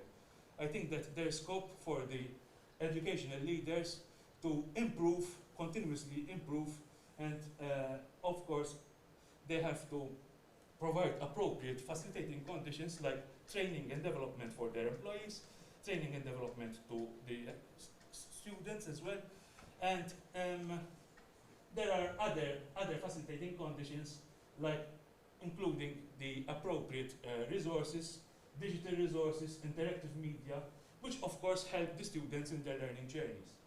Okay? There are asynchronous resources, learning resources like, for example, the LMS. However, with regards to COVID, I think it has opened an opportunity for academia here, not only University of Malta, but also MCAST, because since the outbreak of COVID, we are increasingly using conferencing technologies, and I think that since the outbreak of COVID, these technologies are much appreciated by our students feel comfortable using them. These findings were also confirmed in this research, and I think that these technologies are here to stay even in a post-COVID context as well. All right, so basically, I think this study raises awareness on the perceived interactivity of these technologies, synchronous and asynchronous technologies, as well as the facilitating conditions to continue improving on what we are doing to deliver a good student-centered education. Okay? The student stance towards the use of technologies can change over time. Okay, so this study was carried out last year. Most probably now the students feel more comfortable and at ease with the use of technologies. All right, the transition towards a fully virtual online learning environment may or may not be effective for some courses. And of course, a quantitative study is quite broad. All right, I think that there is scope to do qualitative studies as well to get to know the students' insights, their opinions and perceptions and beliefs with regards to the use of these technologies. And when you have smaller samples, when you have face-to-face interviews, for example, or focus groups, you get more information from your students. Okay? COVID opened a window of opportunity, as I said, to higher education stakeholders, and I think I have already reiterated this statement. I think that the more time passes, the more the students feel comfortable with use of technologies, and from the part of our educational leaders, I think that there is scope for them to actually improve the facilitating conditions, like, for example, having helpful employees who are actually manning the help desks, all right, to assist students in their issues and problems they encounter with such technologies. All right, so facilitating conditions is very, very important. It emerged from this particular study. Thanks for your attention. Do you have any questions, please? I have. Thank you so much for this amazing presentation. So last year also, I'm also a senior research officer working with the ICT lecturers here at MCAST. And one of our lecturers, Ms. Alison Shaw, she also did a little bit of a literature review and a survey around MCAST when it comes to what type of technologies in different institutes, but she worked with the educators and she kind of come up with all the platforms that they were using, and she assessed the platforms. So did you also do like some finds, for instance, like Teams is more convenient than Zoom and the interaction levels? You didn't compare at the at University of Malta, we use Zoom. On Here Zoom. you use Teams. Yeah. At MCAST. The questionnaire that Mark mentioned, this year I also disseminated it among the MCAST students. So I'm currently working on another research which includes MCAST students. I did not focus on the different platforms. It's more again about whether they feel comfortable, engaged. Actually, this survey question was short, so it took less than 5 minutes to complete. Then this way we could encourage more participation in this, you know. So we did not go into detail. It was quite broad. The questions that we used in our survey questionnaire were featured in one of the slides. So, you know, it took less than 5 minutes to complete in order to encourage participation. Because what happened is that at MCAST now we have an EdTech framework, educational technologies, and how we can actually procure this type of new technologies and test out and do this. So between Cluster, Moodle, Teams, Zoom, the more research was more focused on educators themselves, how they find it easy to upload and what skills we are lacking, what skills we need to improve, what type of new technologies we need. And she didn't run the survey with the students yet, so she wants to continue in that area. Maybe you can get in touch and then do, because learning technologies is something that is a very important topic at MCAST now. How we can introduce the virtual classrooms and vocational. I remember from 9 years ago. Yeah, a lot. The system and yeah. especially the internet. But it was so interesting, the results of that. So which platforms and how, and we need to kind of integrate the system, because now there's so many systems as well. That also creates a problem. Yes, it's best to focus. Yeah. If we had the choice, you know. The study wasn't descriptive. It was more quantitative. It was more scientific. So, you know, we did not go into the details. No, I mean, I think it would be good to maybe explore further.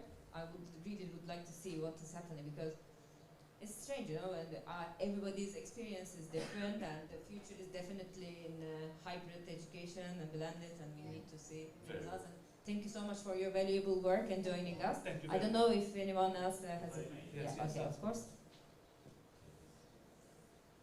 It's more of an observation. First of all, thank you very much for the presentation and the research papers that you made. An observation, because from an educator point of view, you did. Don't worry, I'm hearing you. From the educator point of view, you mentioned before COVID and after COVID, like maybe at university, you discovered that maybe the blended learning, maybe the hybrid, maybe the alternative technological are more suitable for university, rather than, from our point of view, we counted the days to go back to traditional way of teaching, because a lot of students suffered through this particular time. Okay, we did the job, but there's nothing like the real thing. Of course. So from that point of view, I think from the feedback that I got from our students, although it was very handy for them and easy to just connect anywhere and they can follow the lesson. However, as you will focus on interactivity as well, alright? It lacked substance, and again, there's nothing like a teaching face to face. So maybe your views at university are different from ours. Not really, not really. What I actually value face to face, and I prefer delivering my lectures face to face rather than online. But in this case, the study was focused on the students' perceptions towards remote learning technologies, LMS, learning management systems, as well as the other alternative, which is the virtual conferencing technologies. And I think that with their scope now, since the emergence of COVID, we realized that we can use this technology in addition to the face-to-face. Like, for example, I supervise students when they do their dissertations. And whenever they do their dissertations, you know, they may have some issues. And, you know, when I use Google Meet, for example, to engage with the students through the mobile phone, you know, wherever I am. I try to help them whenever they ask me. And of course, I try to engage with them and directly, you know, through when there is voice, you know, when there is, I can hear them, I can respond to them directly, you know, interactively. And I think that helps. I think we need to use these technologies because they are supporting our student-centered education, you know. And I'm aware that here at MCAST you're doing student-centered education, because in the vocational context you need to be more accommodating with the students as well. Thank you very much. Thank you. Thank you. Thank you. So we are, there's no question, we are on a break, and then the session will go later. Thank you. Thank you Thank so you. much. Yes.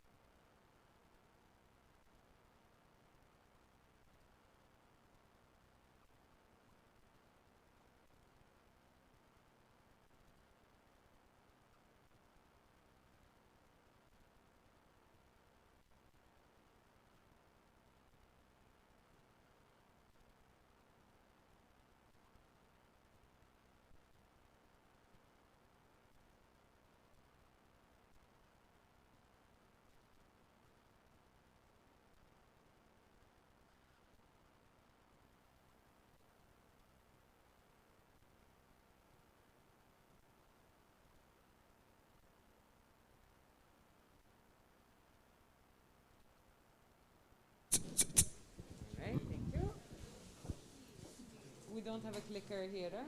No. All right. Oh, no, I will do it. No, it's okay. That one is enough. It's fine. I'll make one on. All right. If you want to take it, this take is okay. Okay, thank you. I'm just waiting for the speakers and any participants.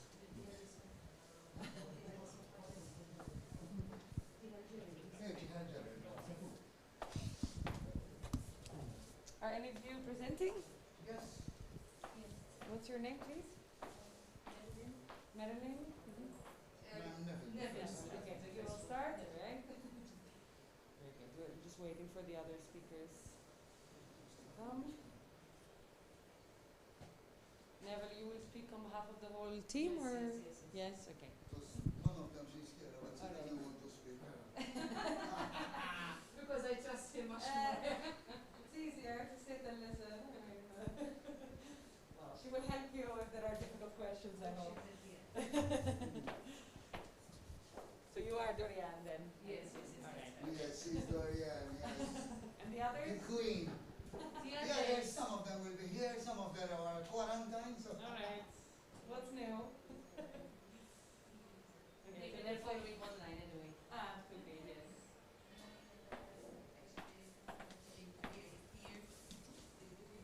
Anyone for this session, the quality, pedagogy, and effective learning?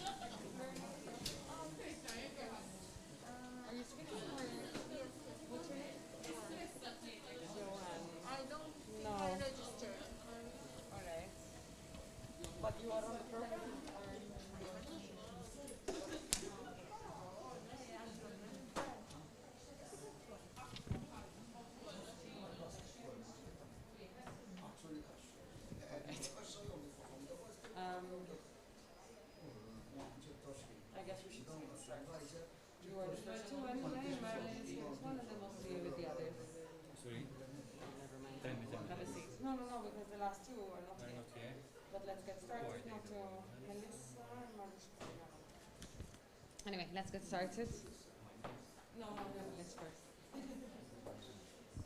All right, we're gonna get started, okay? Because there are some other people who need to come, but we're already late, so I don't want to wait even longer. So thank you for being here. My name is Susanna Maas. I work at the Applied Research and Innovation Center, and I'm the chair of this session today. Welcome also to people joining online. Feel free to ask questions in the chat if you have any. So we'll start with the presentation by Mr. Neville Skembry and team. Dorian Kakia is also here on their project on enhancing student engagement through the application of an integrated simulation and assessment in donning and doffing for healthcare professionals. I will go through the slides for you, so you can just indicate when you're ready. You can speak without the mask if you want. Go ahead.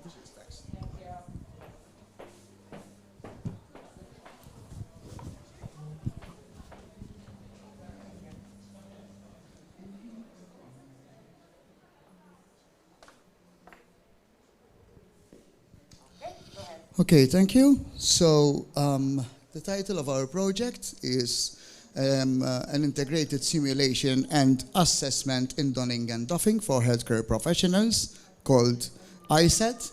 And in today's presentation, we're going to present a few slides on the initial prototype testing of this application on nursing students, BSc honors nursing students who are students here at MCAST following the Northumbria University course in nursing studies, second-year students. Okay, what's important is to note that this project is a funded project by the Malta Council of Science and Technology, and it has been awarded the Research Excellence Program in 2021. It's a 12-month project, and next slide, please. And the team of this project consists of lecturers and senior lecturers from the IAS, that is the place we are here, Institute of Applied Sciences, as well as the IICT. And here are our colleagues. I introduce them because they would love that. So Darren, Jonathan, Gerard. Then we have the SRO, Lorna. She's part of our team as well, by the way. She helps us a lot. Dorian, Phyllis, and myself. So this is an intra-institute collaboration project. So this is how it's very interesting as well. Yes, next please. This as well, we have other collaborators with us on this project. So we have the Department of Infection Prevention and Control at Mater Dei Hospital. So they knew about the project proposal we were setting. In fact, tomorrow some of them are going to come for the prototype testing at Mater Dei. We will be conducting tests again tomorrow at Mater Dei Hospital. So we had very, very positive feedback so far from them. The Infectious Diseases Unit at Mater Dei Hospital, and both the directors of those units have endorsed our projects, even officially. The Malta Health Network, and I've just inserted the help from the Malta Union of Midwives and Nurses, because they are lending us at Mater Dei their office to conduct the simulations and prototype testing. So we have a lot of stakeholders on board, and so you can see how this project, which started here at MCAST, is being disseminated. Even the name of MCAST is being disseminated to these very important stakeholders. Next. So let me tell you something about the background of this project, what it is all about. You all know about the COVID outbreak. Currently, we are now going into another surge of this pandemic with the Omicron variant. And with the continuous evolvement of the COVID pandemic, there is a noted tangible potential occurrence on a larger scale community of this outbreak, both locally and globally. You know, that's why it is now a pandemic. And healthcare professionals who are amongst the frontliners, obviously, of people who are positive with COVID-19, people who test positive with COVID-19, the frontliners, usually consisting of nurses, doctors, and the other allied healthcare professionals, are on direct contact with these COVID-positive patients. And we know that in order to safeguard themselves, they must have updated protocols into how to wear, and we call this donning, and how to remove the protective equipment for COVID-19, taking care of potential or positive COVID-19 patients. We call that doffing, that is the removal of protective equipment, PPE. The idea why they have these specific guidelines and protocols is to mitigate as much as possible and lessen as much as possible transmission risks associated with the disease. Here you can see a picture of some of the PPEs used, obviously, with COVID-19 patients, COVID-19 positive patients during the pandemic. And this is a picture, as you can see there on the left side of the screen, from our NHS, main NHS hospital, Mater Dei Hospital. This was passed to us officially by the Infection Control Unit. So this is what they do. You have the donning, the doffing, there is the procedure, listed one thing after another, and mainly you just go there, you look at it, and you follow. And today, to date, donning and doffing of these PPE simply relies on traditional methods. There is a guideline, you have a picture, and you follow it. That's how it is done, even if you go today in major hospitals all around. And the weakness we noticed is that following these guidelines, these healthcare professionals, these nurses, these doctors, by just following that, they will not be alerted in any way if they are doing this incorrectly. So basically, if you just skip a step from there, nobody's going to tell you skipped that step, because it's just reading a paper attached to the wall. All right.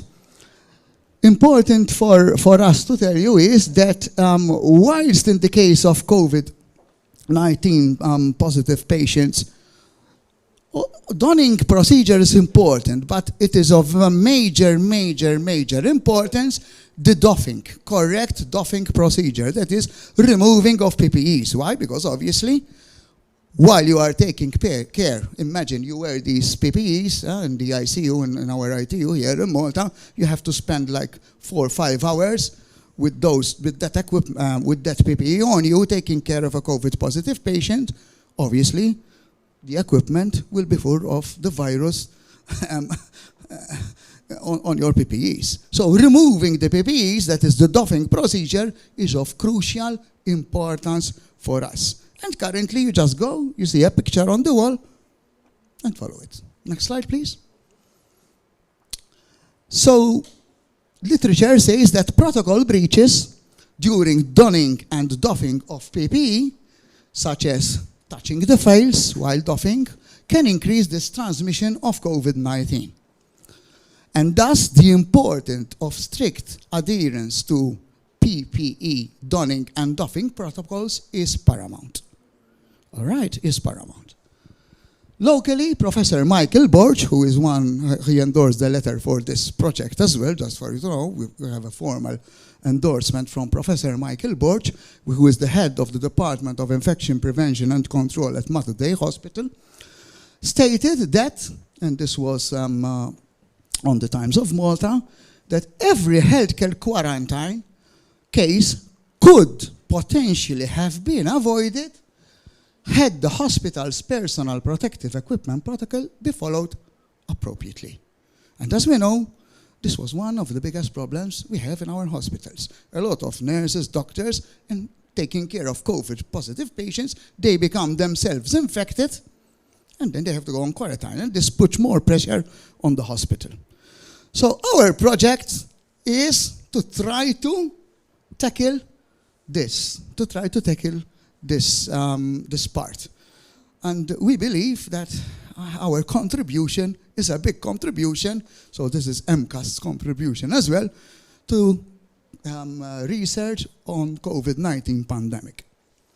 So, as we said, today donning and doffing has relied mainly on specific written guidelines and pictures, that's it. And the idea of our project goes beyond this existing research presently we are building and testing an augmented reality and voice-controlled prototype application which can support appropriate donning and doffing of PPE to healthcare professionals, nurses, doctors, whatever, within the hospital, but can be also used with the students. Why? Because myself, here is my colleague Dorian, we teach nursing here, and before they have to go on placement, especially nowadays due to the COVID pandemic, we have to train them and sign for them that they are knowledgeable and prepared for donning and doffing because they are facing COVID-19 positive patients. So our idea of this project is not only to be used within a hospital setting, but even in educational purposes, to train doctors, to train nurses, whatever. So, which could be the first step towards eventually providing a more attainable solution than the traditional methods of training during a time of crisis, during a pandemic. When the pandemic started, it was a big crisis. What happened? I can tell you from my experience. most probably, if you look at our main local hospital, maybe only 10% of the employees there, even professionals, were good in donning and doffing for COVID-19, because you are not used to do it. Am I right? My colleague Dorian here used to work in the hospital a lot as well. We are not trained and used to don and doff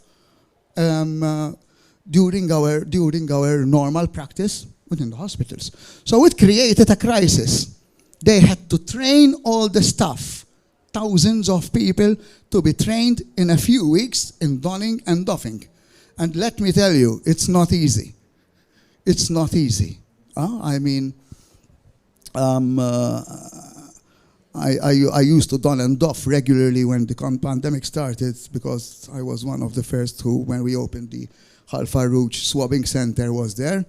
And I used to spend hours free because, as you know, initially we stopped lecturing, so I said, I have free time on my hand, let's do this to give my part. And after 15 years working, I tell my colleagues, working in operating theaters all the time with strict PPEs, I found it myself difficult as well. So imagine you're a student, imagine you're a healthcare worker, never worn all those PPEs 4 hours to do it. It's very difficult. And when you're removing it, il-bizali kollok, you're really afraid, because if you contaminate, it means you're contaminated. And then you have to go back home, you have your parents, you have your children, your etc. So just go back 1 second, please. And by that, we ensure or try to better the way how healthcare professionals adhere to donning and doffing, and as well provide this innovative tool to healthcare educators. We are healthcare educators here, so it will be as well as an innovative tool how we teach our students before they go out there on practice. Next, please. And the specific project's objectives were to initially explore the current processes and experiences of donning and doffing of PPE, to build and eventually test a final package prototype composed of a voice control system and a PPE evaluation system. And by the way, at 2 or 2:30 in the afternoon, you're all invited to test the prototype. You will be given a set of personal protective equipment, a visor, an N95 mask, gowns, gloves, and everything, which you can then eventually and use the visor at home or on the N95 for free with you to take them at home, to test the initial prototype, okay, up till where we arrive now. And it's already working good. Eventually, when we test it, we explore adherence, if there is better adherence by the use of this application to PPE guidelines, and to present this, the basis of this innovative tool, which can support the educators to use it in training their nurses, their doctors, whatever. Next, please. So, what have we done so far? Because it's a 12-month, very limited time to tell you the truth, but that's how the Research Excellence Program works. It's a 1-year program. We thank Abigail from MCAST for her support in this program, by the way. She really was very supportive. And we're now nearing the end of this prototype application.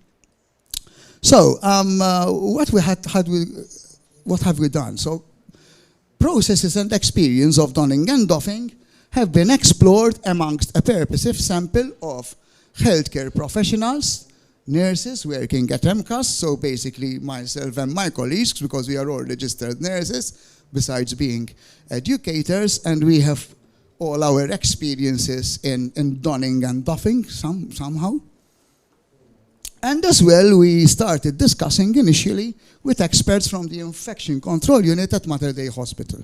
So we had discussions with the infection control unit of Mater Dei Hospital on this application.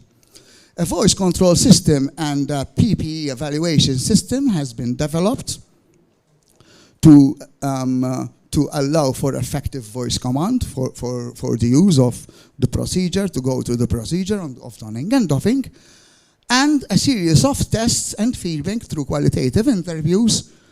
They do use it, they do don, they do doff, they do use the application, and then we collect qualitative feedback on the experience of using this against not using this method, this app we are developing.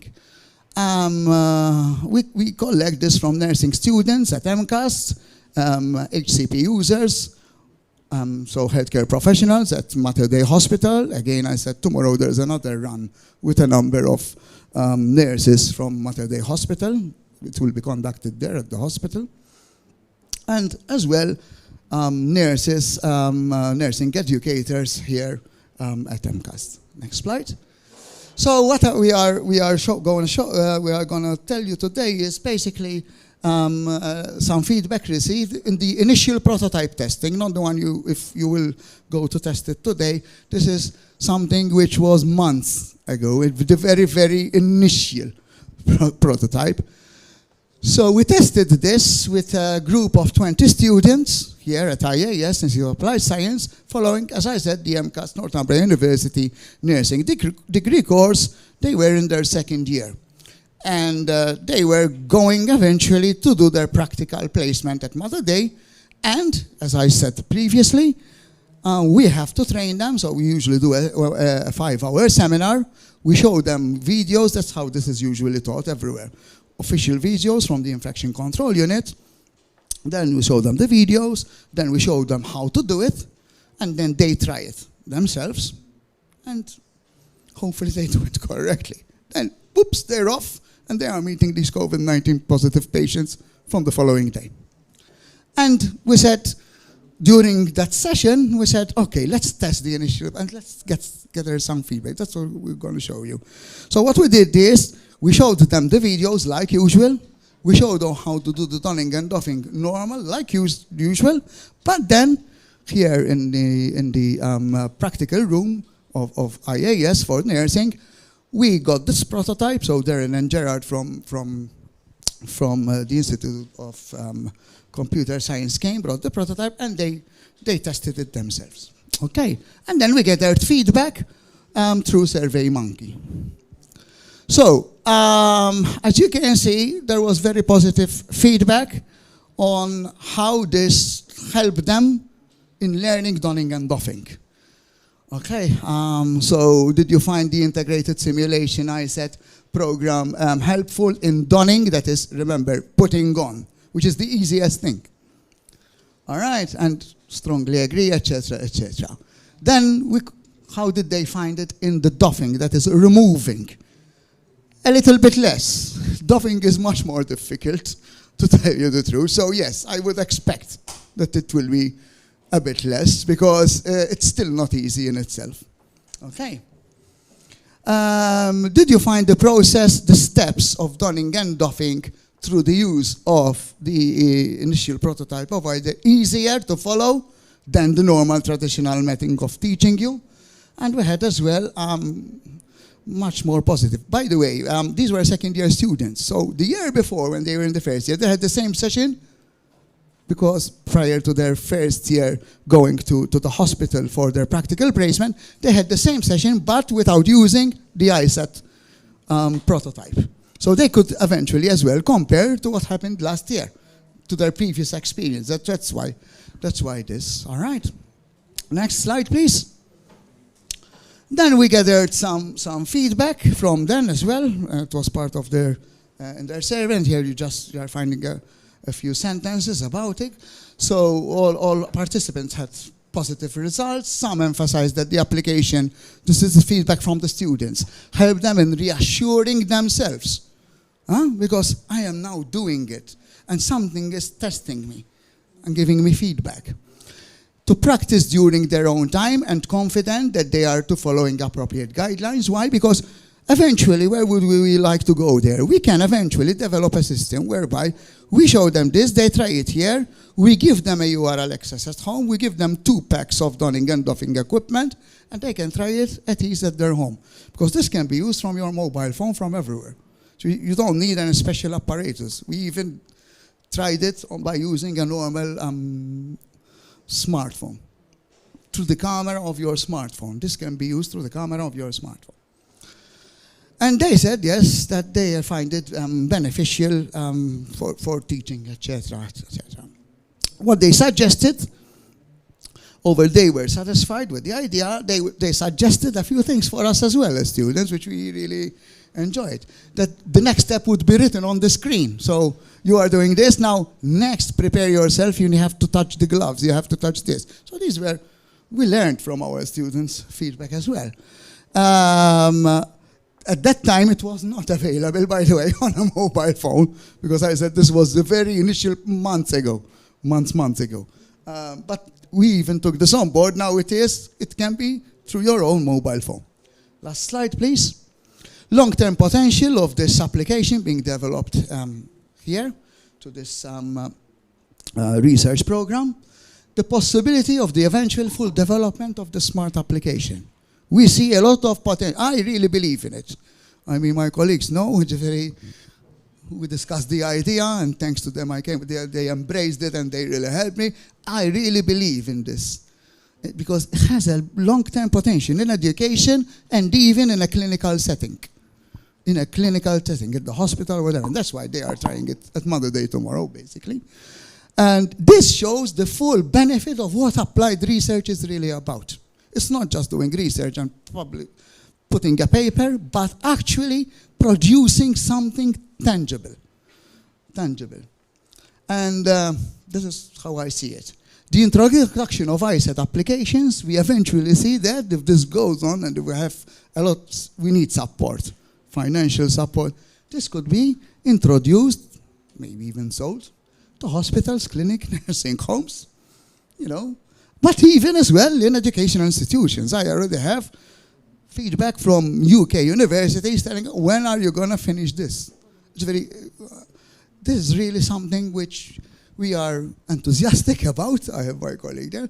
And we are seeing it as our contribution as lecturers to the global pandemic of COVID. Thank you very much. If you want, you can visit our website and our Facebook page and just give us a like and things like that. Thank you very much. Thank you so much. It was really, really interesting and indeed a really tangible contribution to how we hopefully at some point get out of this pandemic.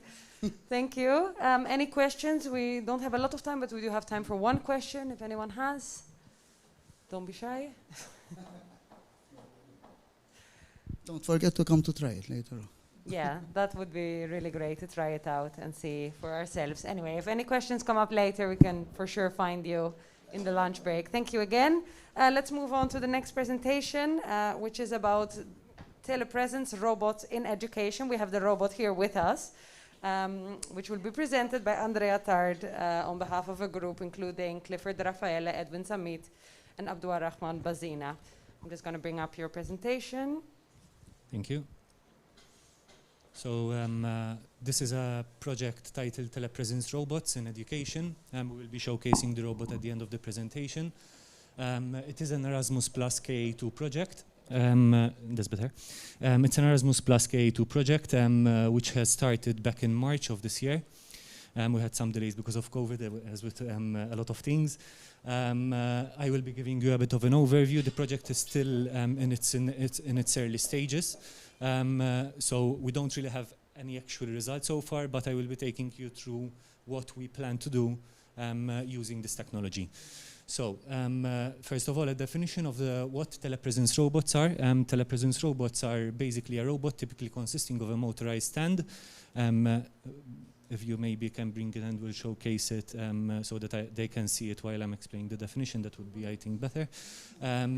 It has a mounted screen on it. Basically, it's a tablet and a camera. And it also integrates audio and video technology into it. basically, the technology can be used in many scenarios. You can use it in health, you can use it for old people, in old people homes to maybe, like we had the COVID scenario where people could not visit their parents and their elderly family members. You can use something like this to go and visit them. I know it's not, it's not like a physical experience, but it's something close to that. Basically, moving on is that streams audio and video of someone in a remote location so that persons can participate in a teleconferences while piloting the movement of the robot. So basically, we're trying to enhance that rather than you're on a laptop stuck on a table, you can actually move around and integrate and expand the way that people communicate remotely. The next slide, please. Again, some overview of the robot. You have so you have the LCD, the camera. You have another camera which faces down at the bottom so that you can see where you're navigating. This model that we have got as part of the project does not include any sensors to detect its surroundings in terms of if it's going to hit or not any surrounding environment. But it's not really needed because it's the user who's determining the path. It's not an automated robot that drives on its own. Further to that, there are different models. For example, this one is a self-balancing robot similar to, I forgot the name of the Segways, exactly, thank you. So there are very different models. As part of the project, something which has already been completed, we did a market analysis to determine which is the best robot for the educational context. And we didn't want something that is too complex, first of all, because students will be using it. So we want to keep it as simple as possible. And we also wanted something that is robust as much as possible. This is this robot is 3D printed. All the parts can be manufactured locally if something is broken. And also regarding the technology, it can be integrated quite well within the network of MCAST itself. So from that aspect, we chose this as the best model, and it was purchased by all the partners. And now, as part of the project, we'll start testing it out within the educational context. And the next slide, please. Yes, we're investigating two main scenarios, the student and the teacher-controlled scenario. So students, for example, who are bedridden or in hospital suffer from some form of disability or social and school phobias. Yes, apparently they do exist, school phobias, can utilize this technology to manage to attend to schools using this innovative technology. For lecturers, this technology can also allow for remote lectures to give lectures to entire classes seamlessly. One of the purposes of the project is to set up a framework for the academic institutions to confidently integrate this technology. As part of the project, one of the partners is an Icelandic university. And the member is part of the team, and he actually lives in Finland. The school is in Iceland, and he works full-time teaching through these robots. He's an arts teacher, so it's not something which you can actually easily teach through this form of technology. But from his experience and what he told us is that he manages seamlessly to do this. So we are not foreseeing that it is something that will be difficult to uptake. Of course, there will be a change, so people have to adjust for this, but we believe that it should support students and lecturers, both of them, in these extenuating circumstances. The next slide, please. This is a bit of an overview of the consortium. If you can keep clicking. Apologies, I did it with a lot of clicks. So we have MCAST, who are the coordinating institution, Karlsruhe Institute of Technology in Germany, the University of Macedonia in Greece, Danube University in Germany as well.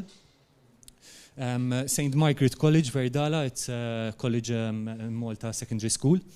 They are testing it in a secondary environment, and MCAST is testing it in a higher education environment. The University of Akureyri and Mentascolin Atro, I can never pronounce that. We call them MTR for short. Those two universities are considered as the innovation leaders. They have been using this technology for the past 5 to 7 years. And they are the ones who are, of course, giving us their experience so that then we can integrate it into the framework that will be developed as part of this project. And finally, BNP Emerging Technologies. This is a consultancy company who basically support us with policies and legal frameworks that we need to adapt to. They are based in Malta and also in Austria. They work from 2 bases. So moving forward is the consortium itself during one of the monthly meetings that we hold. Next slide, please. The project is made up of three, what we call intellectual outputs. The first one is the Trina decision support material, so basically creating the groundwork, the baseline of from where we're going to start, identifying the policies, the legal frameworks, the technologies that exist in the market, and so forth. And then we're going to IO2, where we're creating the actual didactic framework using different learning methodologies in order to see how we can incorporate using this technology into the framework that already exists within the educational context.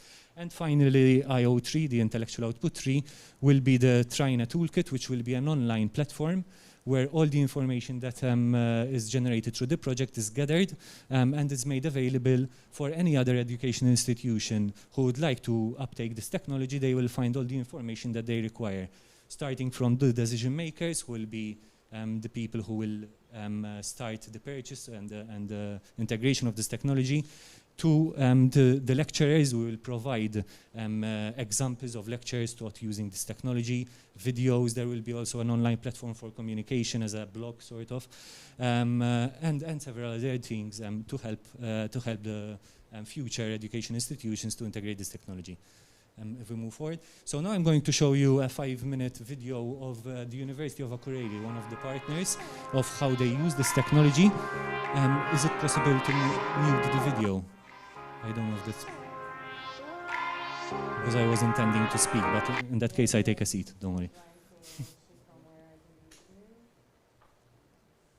Apologies, I forgot to mute it from the... Shall I play? Yes, yes, please. Perfect. Okay. So while I'm showing you the video over here, I will be slowly going over the project objectives and then so that I give you a better idea of what we intend to do. So the main objective is to develop a framework that can be followed and provide a validated approach of employing telepresence robots within the educational context. To increase the presence, social learning and inclusion in classrooms and university classes, so basically the hybrid approach that we're nowadays getting used to. To build a knowledge base about telepresence robots, so basically what I mentioned as the final output of the project, the online framework that will support the future users in integrating this kind of technologies. Find a user-friendly and efficient way of introducing telepresence robots. To show and advise other institutions how it is possible to use and implement this kind of technology, and to have some guidelines for others in how they can benefit from using this technology. As expected results, the interactive platform is the main result that we will be outputting as part of the project. It will provide a number of use cases for the end users to test out in the initial stages of uptaking this technology. It will provide guidelines, providing practical and technical aspects such as models. And as part of the project, something else which I forgot to mention is that we're also developing a do-it-yourself telepresence robot. So Karlsruhe University they have a strong expertise in robotics, and as part of the project we're creating a do-it-yourself kit which people can purchase quite cheaply. If I recall correctly, we're aiming for 100 to 200 euro kit, and they can build an actual telepresence robot which will use a mobile phone instead of a tablet, and it will have the same functionality as the one that you're seeing over here. It will also provide educational scenarios as well as frequently asked questions.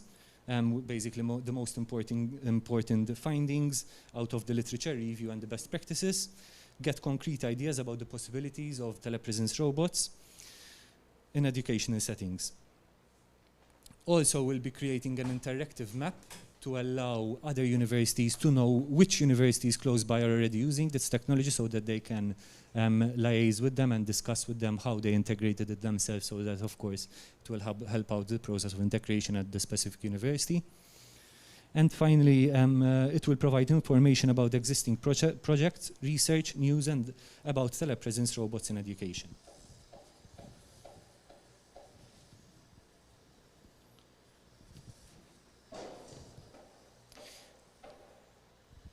So over here, what we're seeing is the University of Akureyri, as I mentioned earlier. They already, as I mentioned, they already have a number of robots in-house. Over here, we're seeing one of the students using this robot. This is not exactly the same model that we have. It's another model, but basically the features are ultimately the same. And you can see how they are being integrated, and the reaction that they got from the students while using it was quite positive.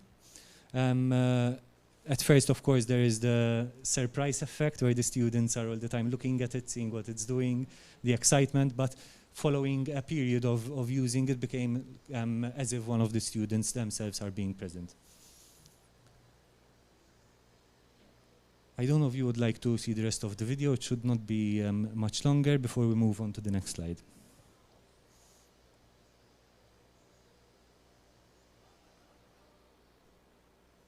I think we can move forward now. So this is over here the Gantt chart of the project that we're following. We're currently, as I mentioned in the first, intellectual output. We have undertaken the market analysis, identified the robot. This is a robot from America. The company is Omnilabs. As a robot, it costs around about 2,000, 2,200 euros to purchase. Basically now, one of the members of the team, Bazina, will be showing us how it is used. And basically it's very simple. It can be used through a mobile phone app or a laptop. And you just access a link and you can navigate around quite easily, as you can see. Apologies. No, that was me. So far, we have not given it a name. So if you have any suggestions, please do. Wally or Eva. You're going after the cartoons. Yes, that's a very good idea. So basically, that's the presentation that I had prepared for you today. If anyone would like to try it out, we have the laptop over here, so feel free to come and try to use it. And also something that I wanted to point out, in January we're starting focus groups. The purpose of these focus groups is to get the perspective of people who did not use it, and then so that we can incorporate it into the project results. So if there are any lecturers, technicians, students who would like to participate, please do feel free to reach out to us. We are organizing the focus groups in January, as I mentioned. It's a 1 hour and a half meeting where we'll be asking you questions, what you think about the technology, how you would like to see it integrated in MCAST. So if anyone is interested, we welcome you to approach us. My name is Andrea Tart. The rest of the team is Clifford Raffaele, Abdurrahman Bazina, and Edwin Zammit. So we look forward to having you participate in this project. Thanks a lot. Thank you so much, Andre, and nice to meet the robot. How can people sign up for the focus group? They just They can email us. It's andrea.attart@mcast.edu.mt. All right, and maybe you'll circulate some more information about that. Yes, I'm sure some people will be and excited. it's on the presentation as well. All right, very Thank good. you. Any questions from the room? Anyone who wants to try it? Sorry? You can. Unfortunately, you cannot take it with you. So basically, you see what you have you can use the arrow buttons, yes, and it will move backwards and forwards. All right. And crash, okay? don't worry about it. So you can see the floor. Man, you have to be multimodal to do this. It's a really interesting technology that we're trying out. If I may just add very briefly, because I know we're running a bit late on the schedule, but this is one of the technologies that we're trying out ultimately for academic staff to see the benefit and potential of it. So it's our prototype, it's the first one that we have, and it's something that we got at MCAST purely for you to use. So please do get in touch. It's trivial to use. We'll show you how to make use of that. You can speak, you can interact. I've had the possibility of beaming myself up to a robot in Iceland, had a few meetings there, worked with colleagues at the university discussing, and it's impressive the actual aspect of telepresence. The fact that you've got control is something that goes beyond the Skype call. You feel like you can actually walk in a corridor and have a chat with a colleague and discuss and navigate around. So please do feel free in touch. We've got this technology for you to use, and we'll be more than happy to show you and allow you to experiment with it. He's just seeing that.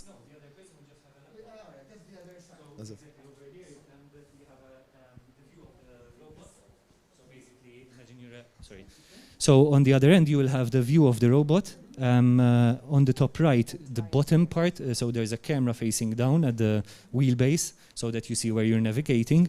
And basically that's it. Then you can even tilt the head up and down, of course, to correct and you can even zoom in if you want. Let's say in the case of, obviously, I'm besides education, I'm into healthcare, so I am seeing, and you mentioned elderly care homes, and yes, I'm much into that sector as well, and I can see. So it is controlled by the person. So let's say this is in the elderly care home. Who controls the movement of the robot from the elderly care home? Or let's say I am at home, I am the family, I control from home the movement of the robot over there. Okay. Because I thought it's the opposite. No, so this has to be next to the bedridden or the elderly person. And then the owners of the elderly hospital or home will give access to the family through their own dashboard that they have online. They just log into a link, they send them a link, and you immediately get access to the robot. All right, and it can be used through Sorry. the phone and through the laptop. Sorry, maybe later people can try Yes, it out. we have a in the poster foyer. outside, so feel free to come over if you have any further I think questions. we should move on to the next Yes, presentation. apologies. Thank you so much. No, no worries at all. But yeah, they are basically with a stand in the foyer, so later you can have a look or a try and try it out. Andre, can you pass the mic? Yeah. So we'll move on to the next presentation. So apologies for the delay. We'll have a presentation by Marilyn Patch-Mintoff on preventing dropping out in post-secondary education. Feel free to remove your mask if you prefer while you're speaking. All right, thank you. Go ahead. So good afternoon to you all. My presentation is not as exciting as the robot. But anyhow, I'm working with my colleague Fabienne Lara Briffa. She's not with me at the moment. We're working about preventing dropping out in post-secondary education, and particularly with special focus at ICS, the lower groups. Why the lower groups? Because usually these are the groups where many dropouts are experienced throughout the year. Now, before I continue, I want to distinguish between two terms, school leaver and dropout. We are interested about students who drop out after commencing a course, not someone who has stopped his studies, the obligatory education, so to speak. As part of our research, our aim is to first of all see what is motivating students to complete the year. And therefore compare these, perhaps there is something lacking from students who decided to drop out during the year. And therefore what is disengaging students, and whether there are specific groups who are more at risk of dropping out than others. And ultimately our aim is to produce a retention framework for ICS, but it can be applicable to any other institute at lower levels, so that to motivate students to complete their course. Now, obviously, we understand that there would be students who, more or less, they do drop out, either because of lack of motivation, but if there are things which we can do to guide students better to complete their course, particularly given that they still are, do not seem to see long term, we would be encouraging students to actually attain at least a certificate.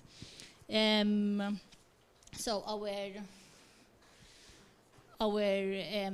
research basically involves questionnaires and focus groups. Questionnaires are directed to both students and the other slide, to both students and educators at the start of the scholastic year and at the end of the scholastic year. Then we also have focus groups. Now, focus groups are at the end of semester 1 and the beginning of semester 2, so it is mid-semesters. And then we have focus groups at the end of the scholastic year. Now, this is the second year of the study.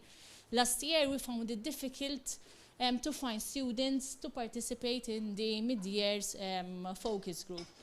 Basically, there were students, 194 students who participated in the questionnaire initially. There were 50 of them who showed interest, but in reality, we ended up with a group of just 4 students. Now, so towards the end of the year, we worked out a little bit different in that we entered into the lesson so that we could speak to students, to the group of students. It was better and it was feasible since everything was being carried out online. It was relatively easy to do. Next slide, please.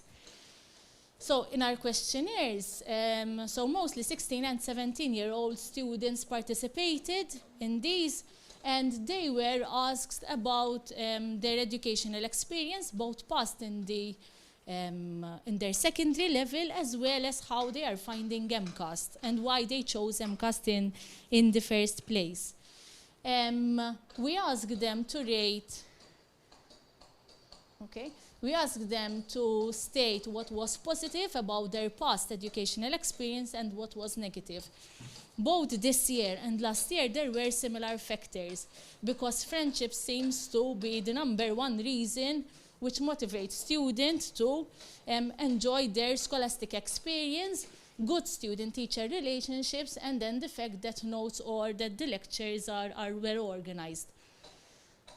One common negative aspect of past schooling was the fact that they had to sit down for long hours and they would have short breaks.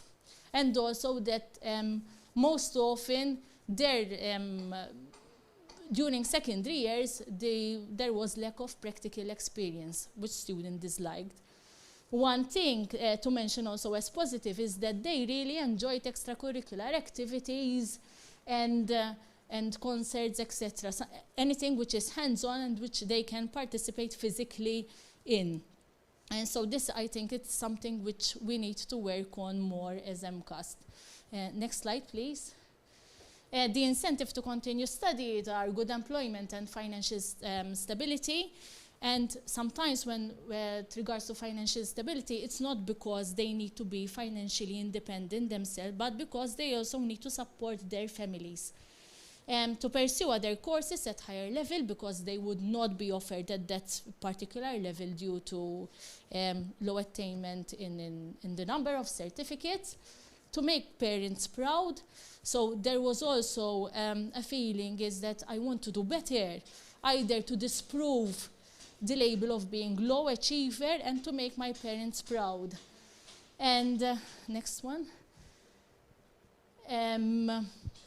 We can skip to the next. In fact, we asked at the end of the year, we asked students and told them, were you labeled as low, middle, or high achiever during the secondary level education? And were you labeled the same at MCAST?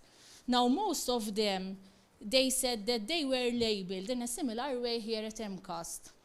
And the high achiever, they're not really a problem, because they are self-confident and they work to achieve that level. Although some, they would feel pressured to keep up to the standards that is expected out of them.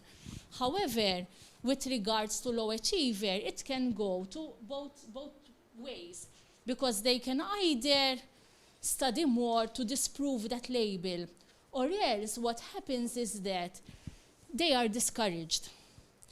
And I think it is that these students which we need to give attention to. Most of the students who are low achievers usually are labeled so at lower levels. In fact, educators in the questionnaires, they said that one way to prevent dropping out is to, first of all, make an initial assessment or interview of students before applying for the course. Why? Because in that particular way, one would meet the students one-to-one. And one not only identifies whether there are any emotional problems, financial problems at home, and one thing which the educator suggested is the presence of social workers here on campus. And it is something that we are lacking. Because many students, they have many social problems and they are parentified themselves and they need support in order for them to do something for them and continue studying. And the fact that an initial assessment would be, or an interview would be present, is that MCAST would be able to guide students better about the course to choose. Why?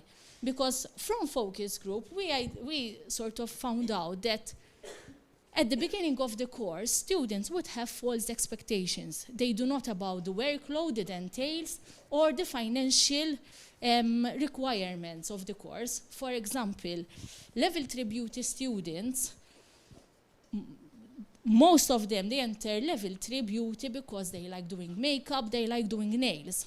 But obviously, there are many other units which they need to follow, amongst which is anatomy and physiology, which I teach. And it is something which it comes to a shock to most of them. Aside from this, the total purchase of the kit sums up around 1,000 euros. And it is a sum which many students perhaps do not afford and decide to drop out. One other thing which we also identified from focus group as well as from the questionnaire is that it would be helpful for students to have electives so that subjects which not are unnecessary but they can be replaced by other equally interesting and useful units can be taken up by these students. So hopefully through our findings we would be able to do this retention framework to, first of all, guide the students better to choose a course which is well adapted for them, and to empower students even by providing more support here on campus. So basically, that is our research. I thank you all for listening.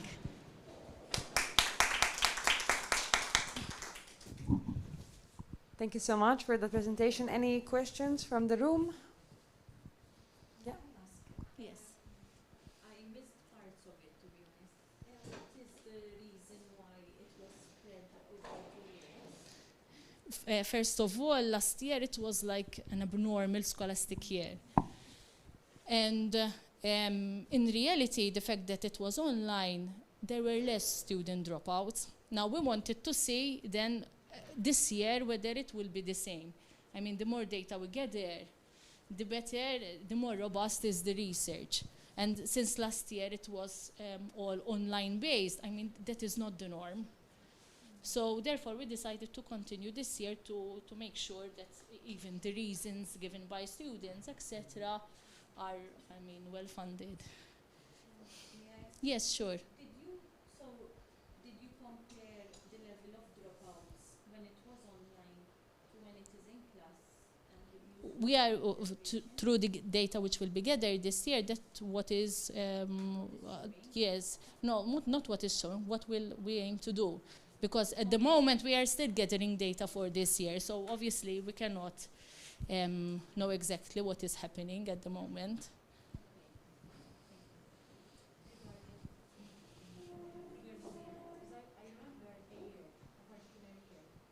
in the degree, not in the lower academics, where there were electives. Somehow it didn't work out. Okay. Because I remember it was only one particular year, if not a semester, but I'm not sure. It didn't work out. Next year, the electives were not given. So All right. the students went on different. So I don't know what has happened, but for a year, for sure, because I remember at my university days. Yes, we had, I do remember. But I think they tried with the degree again, but I don't know what has happened. That was a few years ago, right? Yes. That was a good idea. It was a good idea, but I think there were a lot of clashes in the timetables as well.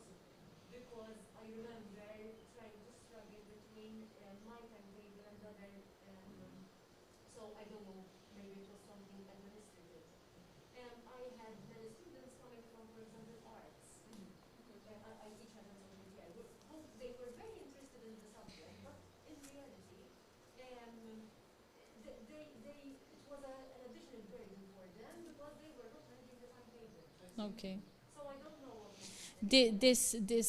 This particular suggestion was particularly for level 2 students following a course in hair and beauty, because some of them then would prefer to do more about hair and the other more about beauty. So it would be, for example, useful that in the first semester they would study both, and then during the second semester they would focus on one thing rather than the other. That is basically the course which I was aiming for. Any other questions? Maybe just a question from my side. I mean, you Yes. mentioned the cost factor. Is there any financial support at MCAST? Or Yes, is there is a financial support. Some students are not aware of it. I mean, the mentors were very, very helpful in guiding students, because students, they have a very positive relationship with mentors. But imagine everyone applying for the same fund. There would be, like, say, 60 students. I don't know how much is this fund, but I mean, it is something that students need to know before commencing the course. Yeah. Exactly. Just to note, one of your recommendations is an interview before. Yes. Actually, we do it here for the nurse. Okay. It creates a difference. It's a big difference. I would imagine so. Info on them before they start. And we do it with all whoever is in our degree course has to do an interview. Fair enough. We have, first what we do is like, they are together like batches of 6, and then we do like a focus interview that you talk better, and then there's a 10-minute individual. Okay. Then go out, etc. And you get to know specifics about them, which then we start using immediately from year 1, Yes. day 1, because then we share it between us. Yes. And it would be a pity, for example, healthcare students. Yes. Yeah, they would be, for example, very good in theory, but then when it comes to practice, they realize that this course is not for them. And it would be a pity, because in February then you cannot start a new course. Thank you. Thank you so much once again. Let's move on to the next presentation, which will be by Melissa Joan Bagley on dissertation writing, exploring the academic writing challenges of undergraduate IBMC students. I'm going to bring up your presentation now. Testing, 1, 2, 3, 4, testing. I think it's okay with the mask on. Does it make a difference? Do bring it a bit closer then. Too close. No, like that is fine, but so that we can hear you. Thank you. Okay. So good morning. Thank you for coming. Oh, well, actually, good afternoon now. Thank you for coming to this brief presentation. It's not a lot lengthy one because it's still in its infancy as like a study. I decided to look into dissertation writing, and I am proposing to look at academic writing challenges of undergraduate students at the institute I teach. Okay, could we change that? Great. The overview of this presentation is basically what is the problem, and I put the problem in quote unquote purposely because I don't think it's a problem. I think it's normal. Okay, we just tend to make it a problem, and the focus is on language and writing. Maybe at the next stage, rethinking the dissertation as a form of socialization rather than simply language. I think that's the mistake we all make. Research methodology, the contribution, and some of the references. There's a bit of a mistake there, but I'll point it out later. Exactly. So the first part of the presentation is this. What is this problem? Okay, and as I said, I use inverted commas to question what is this problem. Now, the dissertation is a text. It's a very important text at level 5 and 6. It's what we call maybe the pinnacle of a student's success. For 2 reasons. It's critical to the undergraduate student's successful completion of the degree. You don't get it, you don't graduate. And it's also an extended piece of writing showcasing independent research skills. Okay. Now, I'm going to Okay. Yeah. As a text, this is very, very important. And I feel, maybe because of my linguistic training, is that we ignore what actually is going on here because we just take it as from a superficial perspective, okay? And the text is a way of the student communicating at large with the academic community. And I think we are blinded in what is this dissertation? What is actually happening in here? Is it simply to get a degree? Well, that's part of it. But there are major shifts going on from a sociological perspective here. So I can go to the next one. Now, because I also tutor students, together with my colleagues, okay, the two of them are here, we had an online session last March. And it was interesting that it was a brainstorming session. And we shared our concerns online. And there were about 50 or 60 feedback comments. And I organized them in roughly 5 sections. First of all, the role of the supervisor. Oh, yes, we do question ourselves as the role of the supervisor because we don't get any training. Let's face it, we're just pushed into the deep end. If we do get training, it's maybe about the process and the procedure, but not the actual, communication with the student. And just because you have a degree doesn't mean you can supervise. Big mistake.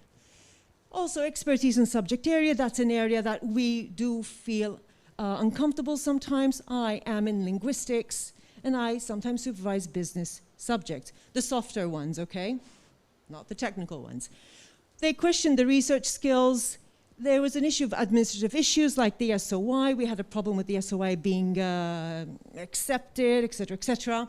And also, last but not least, is the language and writing.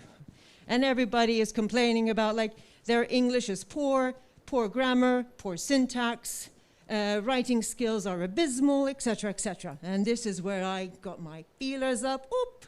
But I know why, I think. Now, when it comes, okay, in terms of language and writing, is it simply a case of poor English? Now, let's go back. Now, MCAST was never really prepared for dissertation writing. And I've been here nearly since its inception. I joined MCAST 19 years ago. And the focus was simply on levels 2, 3, and 4. Forget the 5, forget the 6. In fact, I didn't really encourage the PhDs at that time. And then they started this transition. So how we're going to help these students who probably joined MCAST thinking that they'll get a vocational certificate, and all of a sudden, from being in a vocational institution, we are going to make them write academically.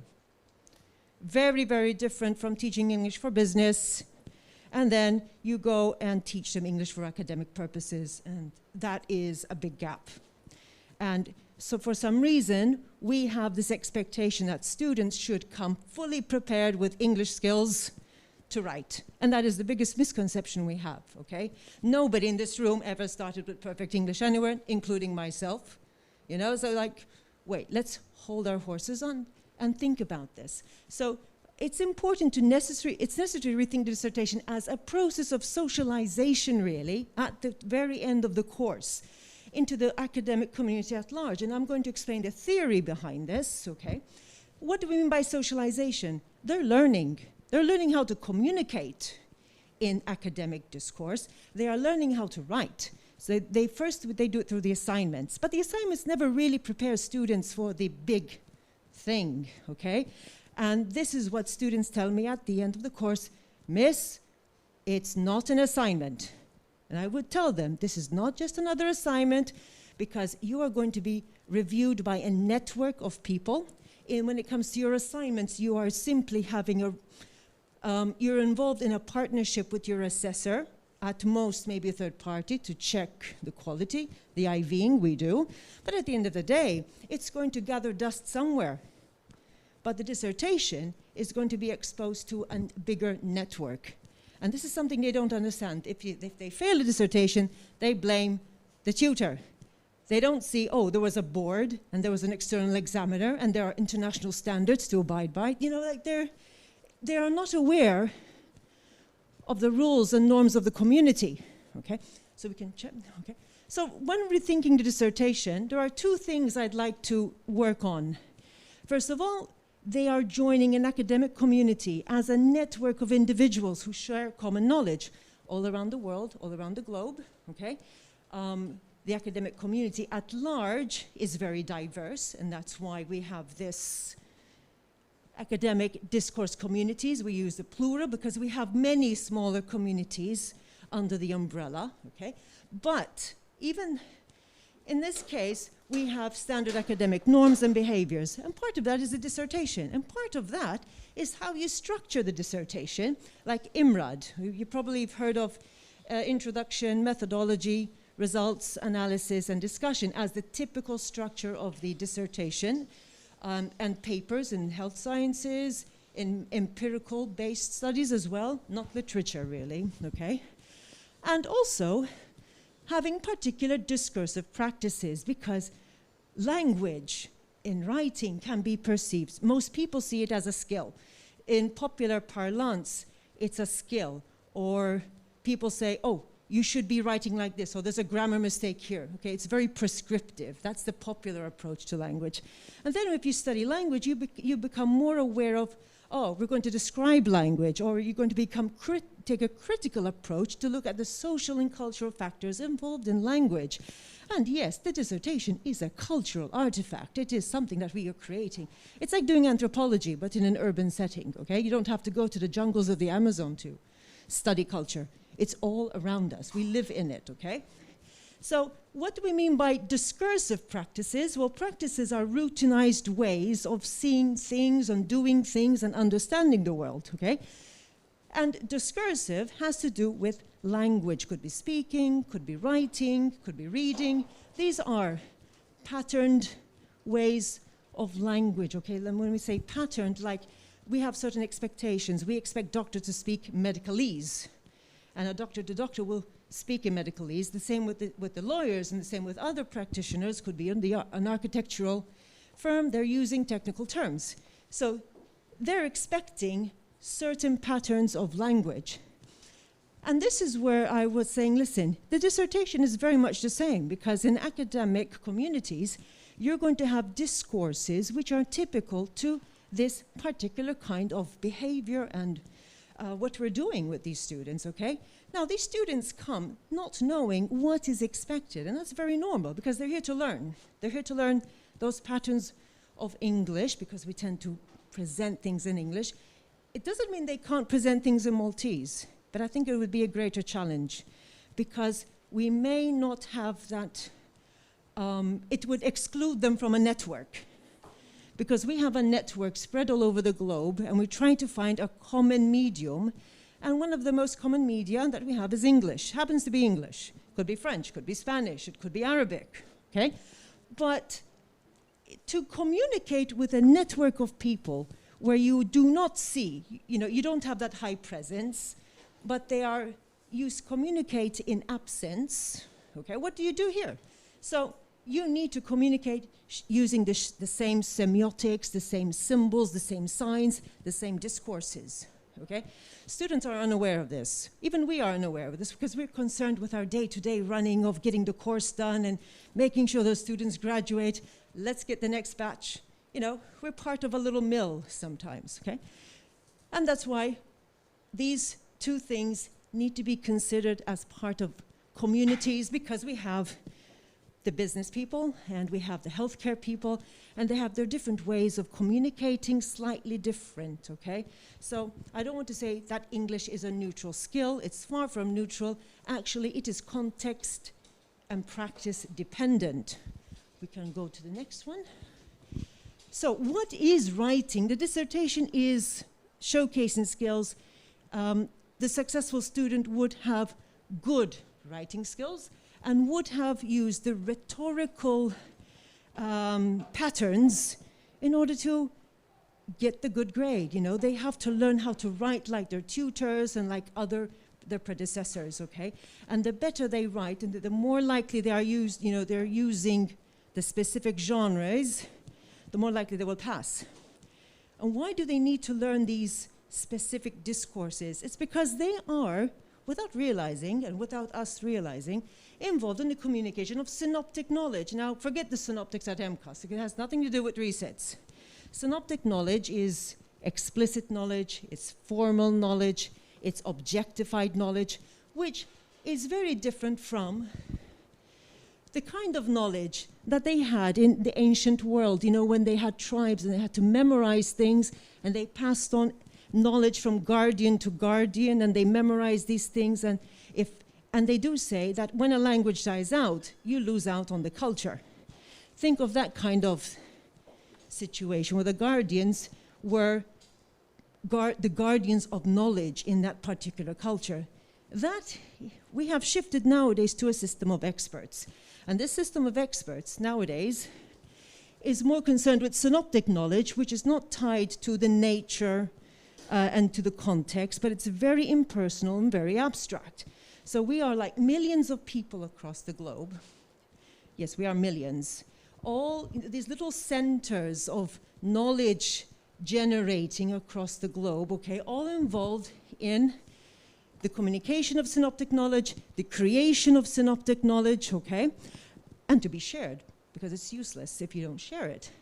And it's primarily for readers and writers dispersed across time and space. I mean, we all we saw citations today, but we never really meet those people, do we? Right? And that is what we mean. We meet them across time and space, because if somebody is publishing in Brazil and there's this spatial element, okay? And if somebody published 10 years ago, you are reaching out to that time, you know, to that time. So there's a lot of abstraction going on here. And we have become more of part of experts, and I read a lot about Giddens. I like Giddens' approach to knowledge and Tsuka's, okay? We can go to the next, right? And to give you an idea, I liked this quote from Harris. Harris is a professor of English, and he discussed, back in the 80s they were discussing this, how we cannot treat students as if they are professors of English. Okay, he said it's a big mistake. And what I liked about this is that students have to appropriate or be appropriated by a specialized discourse, forms of language, and they have to do this as though they were easily and comfortably one with their audience, as though they were members of the academy. So there's a tendency that we expect students to be already fully fledged members of the community. And it's not. They are not. They are learning, okay? They have to invent the university by assembling and mimicking its language, finding some compromise between idiosyncrasy, a personal history, and the requirements of convention and the history of a discipline, okay? We're talking about history. History means decades, possibly centuries, the way things have developed. They don't have this. They're just 18, 19 years old, starry-eyed. Have you ever seen an animal caught at night, you know, flood lamps, Bill Bright? You know, that's how they are sometimes, okay? They are shocked. And they come sometimes, I've got good English, and then they realize, oh, I didn't realize it was so bad. Well, that's a different style now you're dealing with now, okay? They must learn to speak our language, I added emphasis, or they must dare to speak it, or to carry off the bluff, since speaking and writing will most certainly be required long before the skill is learned. So this professor of English was pointing out the problem. We cannot expect them to be fully fledged members when they've just started the journey. Okay? And this brings me to the current research that I'm thinking of. Apologies for the typo. The first research questions focus on the students, like what are the challenges that they face? Why are these students challenged? Pardon there. What are the practices that students adopt to address these challenges? So the first three is to focus on the students. What are they up to? What do they go through? And the fourth one is like what we can do in terms of like action research, you know, the pedagogy, okay? Because I said this is not about teaching them better, okay? This is to understand them, and then we can take that step, okay? It's not about grammar. The grammar can wait, okay? So in the next slide, please. Methodology, I'm proposing primarily ethnographic methods, which is used by New Literacy Studies. It's looking at language as cultural, as the social and cultural aspect of language, rather than the skill and the popular approach. and institutional ethnography, where we look at the interaction of the person with the superstructure of society. These students have to meet the expectations of the invisible community at large. So I'll be taking 2 of those and apply methods used by these disciplines, okay?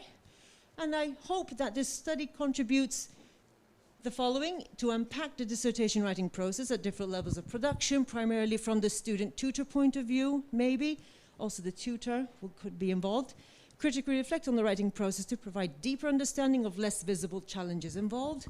And obviously, hopefully, provide constructive feedback for stakeholders involved and support. So this is what I hope, these are the references. So to sum up this, I hope that you've understood what I'm trying to look at more as language as a social, cultural phenomenon, rather than simply a skill where we have to tweak and fix what students write. So it's understanding their journey by understanding the world through language and what goes wrong there. Maybe, that's all. Thank you very much. Thank you so much. Any questions from the room? Do you have a wipe by any chance here? So I don't spread any more germs than we need to. You can clean your hands yourself. So okay, great. There is a wipe there. Ande Someone is kupaċenzja prepared. bija. Thank you. Ande kalistatu. Tafalve biex nqasmu lilek. Ma nafx mistejkin qabel. There we go. Thank you very much. Skużani, I'm xara bissa. Thank you. All right. So thank you so much once again. We'll move to the final presentation of this morning, and then we're off to lunch. I don't know from who it is. I'll check later. Reinventing the teaching of mathematics post-COVID-19 by Maruska Zara Mikalev. I'm going to bring up your presentation now.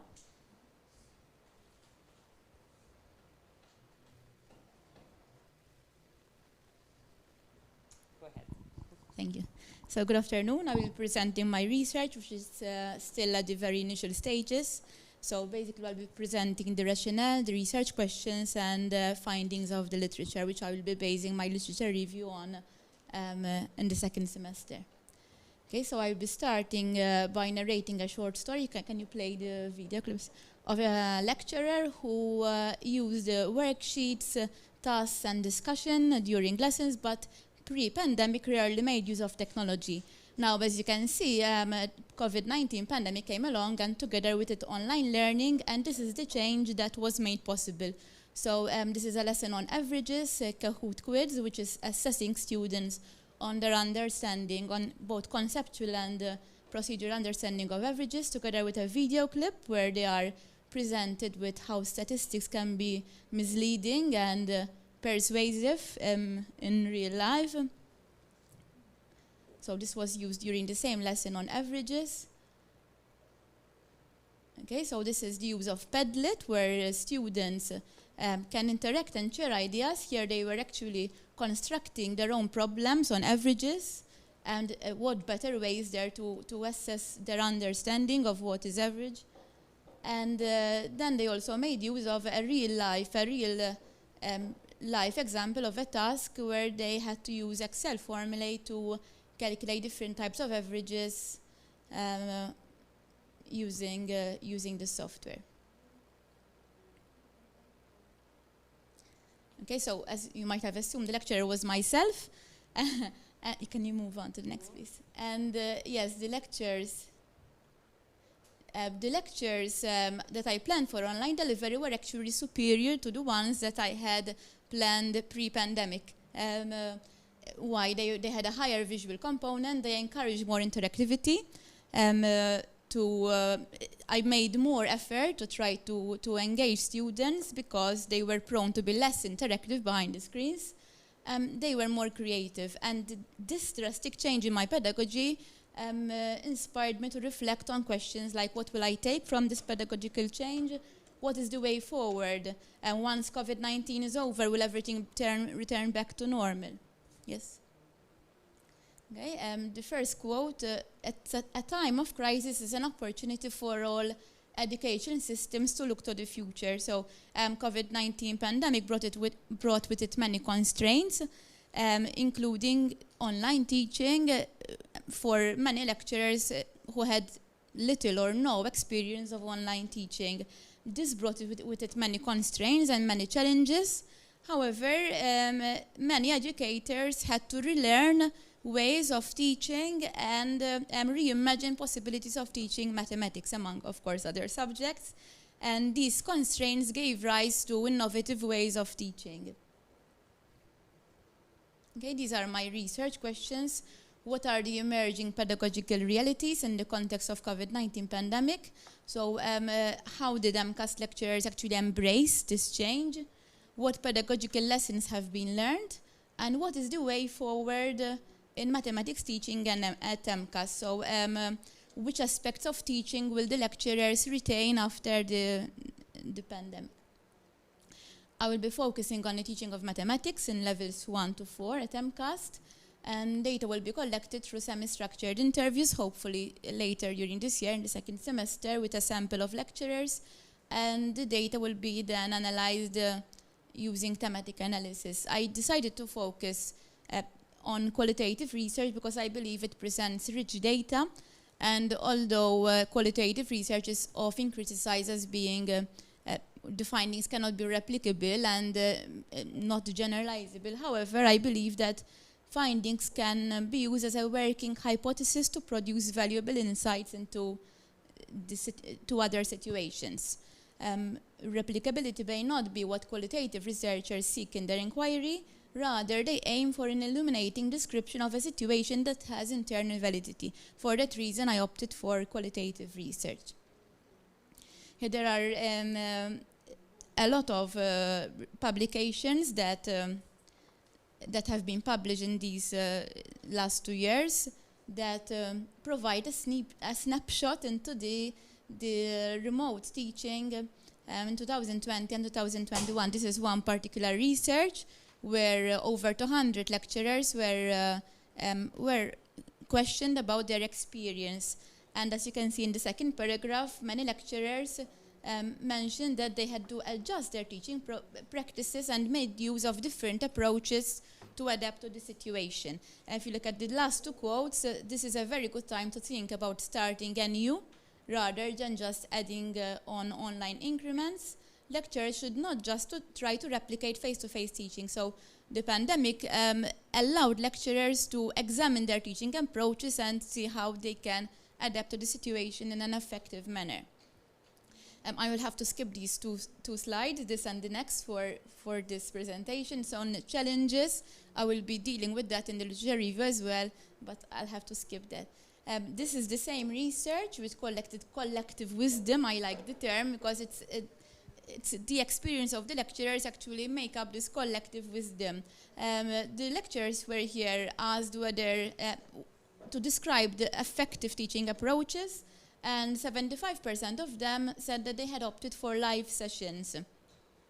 If we look at the quote, a powerful new incentive can lead lecturers to use technology they would previously have considered unnecessary. So lecturers even use pre-recorded sessions to explain particular difficult concepts to students, and students were able to replay and pause and use these pre-recorded lectures to assist them in their understanding.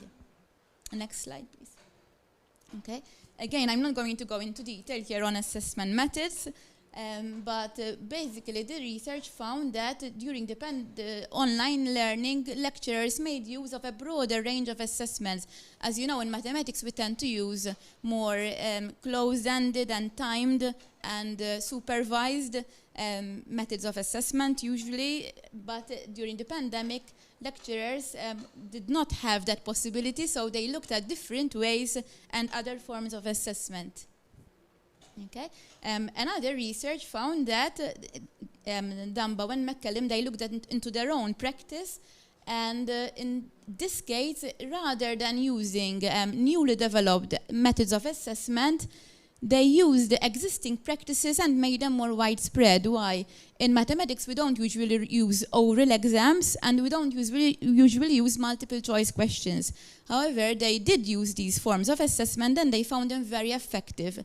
especially oral exams, because they gave them a very accurate assessment, understanding of what the students were understanding or not. And they planned to use these two forms of assessment even after the pandemic. Okay, so of course, when I be collecting data from the lecturers, I will need to analyze the pedagogical approaches that they are using. These are two lenses that I can use. The first one is basically comparing the pedagogical approaches to theories, to existing theories on didactical approaches to mathematics education, especially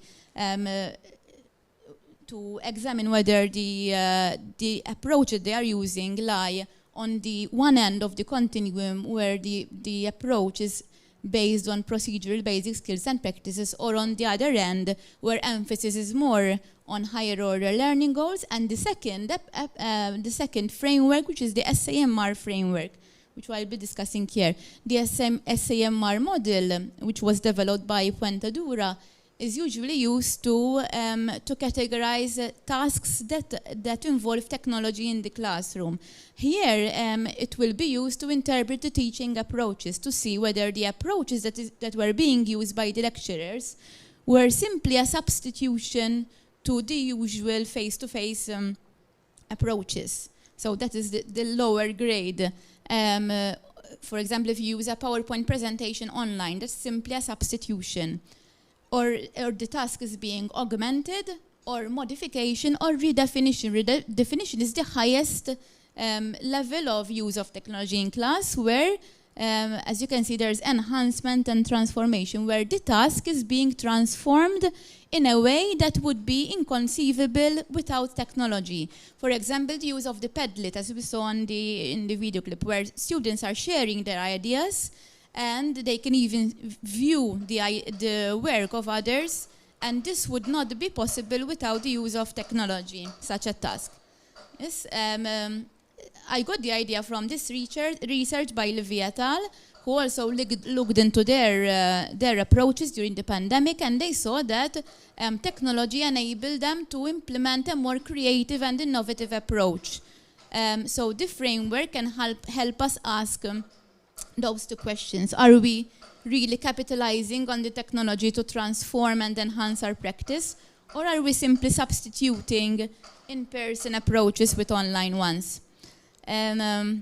So their conclusion was that having to substitute the physical resources with the virtual ones enabled the lecturers to combine technology with new pedagogical approaches in ways which actually enhance their teaching of mathematics. So it was not just substituting, but actually enhancing the approach, the tasks in a way that would not be possible without the technology. An example which they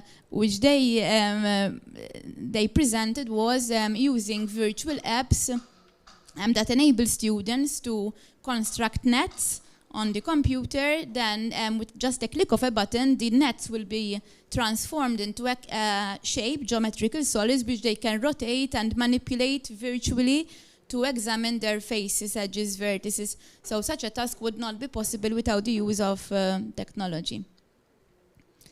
Okay, in my research, I will not just look at the situation during the pandemic, but I will also look beyond the pandemic and what is the way forward, as we saw in the research questions. So what pedagogical lessons have been learned? Will a more blended pedagogical approach emerge with significant benefits? What approaches did we transfer to face-to-face teaching? So I'm actually interested in the way forward and to see how our pedagogical approach will change thanks to the pandemic. Okay. Some of the research papers that I read have also investigated this, and they asked lecturers whether their experience will inform their future teaching. And as you can see, you can move to the next slide, 60% of them, around 60%, felt that the experience will impact positively upon their future teaching. And they intend to use a more blended approach, where they will make use of online methods to complement their face-to-face lectures. if we read the second paragraph, they intend to use a more blended approach with recorded lectures or materials used to complement lectures and to deal with low-level procedural skills to free up class time for more difficult areas. So you can actually use the online material so that then during the lesson you actually have more time for active learning, for explanation. Okay, sorry, can you just move back one step? Lecturers explain that they have amassed experience, knowledge and resources that will now complement their face-to-face teaching. Okay, this is another research by Denton, who also explored this idea of expanding the culture of teaching mathematics. So from now onwards, we cannot just ignore online teaching, but we can use that to complement our learning. Again, here he mentioned the idea of a flipped class, or at least blended learning, where we can use even the pre-recorded lectures that we had done during the pandemic to supplement and complement our lectures, and thus devoting more class time to active learning, which is found to be very useful to improve performance of students. So integrating the advantages of an online class along with the advantages of in-person lecturing. Okay, and finally, the last slide, okay, I'm not going to go through the quotes, but those are quotes from lecturers who were asked about their experience. Just like them, my view is that we do not want to go back to the practices before the pandemic. So we have amassed experience which will help us and improve and inform our future teaching, and this is what my research will look into. Thank you very much for your attention. Thank you so much for that. Any questions from anyone in the room? Yeah, go ahead. During the pandemic, okay, you know, not all students had a laptop, some depended on their smartphones. Did you encounter problems when they used their smartphone instead of a laptop? Are you asking about my personal experience, or? Yes, in my case I did, because in mathematics, as you might assume, there are diagrams, and so sometimes students were not able to fully engage themselves with the lesson when they were using the smartphone. Yes, it did. I felt that it did make a difference. Because it made a difference to me with the quizzes, you know. I think it wasn't fully functional or something like that with their smartphone, because I didn't realize they were using their smartphone for the lessons. And then when it comes to the issue of working on a quiz, like, uh-oh. Yes, you realized that. That's how I felt, you know, like they had to try my best, and then it didn't work. Yes, of course they had to make use of the resources that they had available. So it's a mixed package, really. Yes. Because we don't know what they have. Yes. We Yes. have to go through the pandemic again, you know, online from home, you know. Hopefully not. So maybe following on that, how was your experience now in this semester being back in the classroom? What things did you manage to sort of to take on that you learned last year? And how was that experience? Yes, of course, I did try to make use, so I am trying to make use of the experience that I had. I'm trying to use more Kahoot quizzes. Sometimes I even send them the Kahoot link, and then we discuss the difficulties the day after. So it's like I'm using a kind of flipped class in that sense. I don't have pre-recorded lessons. However, I do show them video clips, and I use the Padlet, and I used to use the Jamboard even during the lessons. I don't do it now because they're not online. But yes, I do try to use the resources that I've accumulated and that I've explored. Thank you. Any other questions before we go for lunch? It's well deserved, I think, because we're quite late now. All right. Thank you so much, all of you, once again. Well done.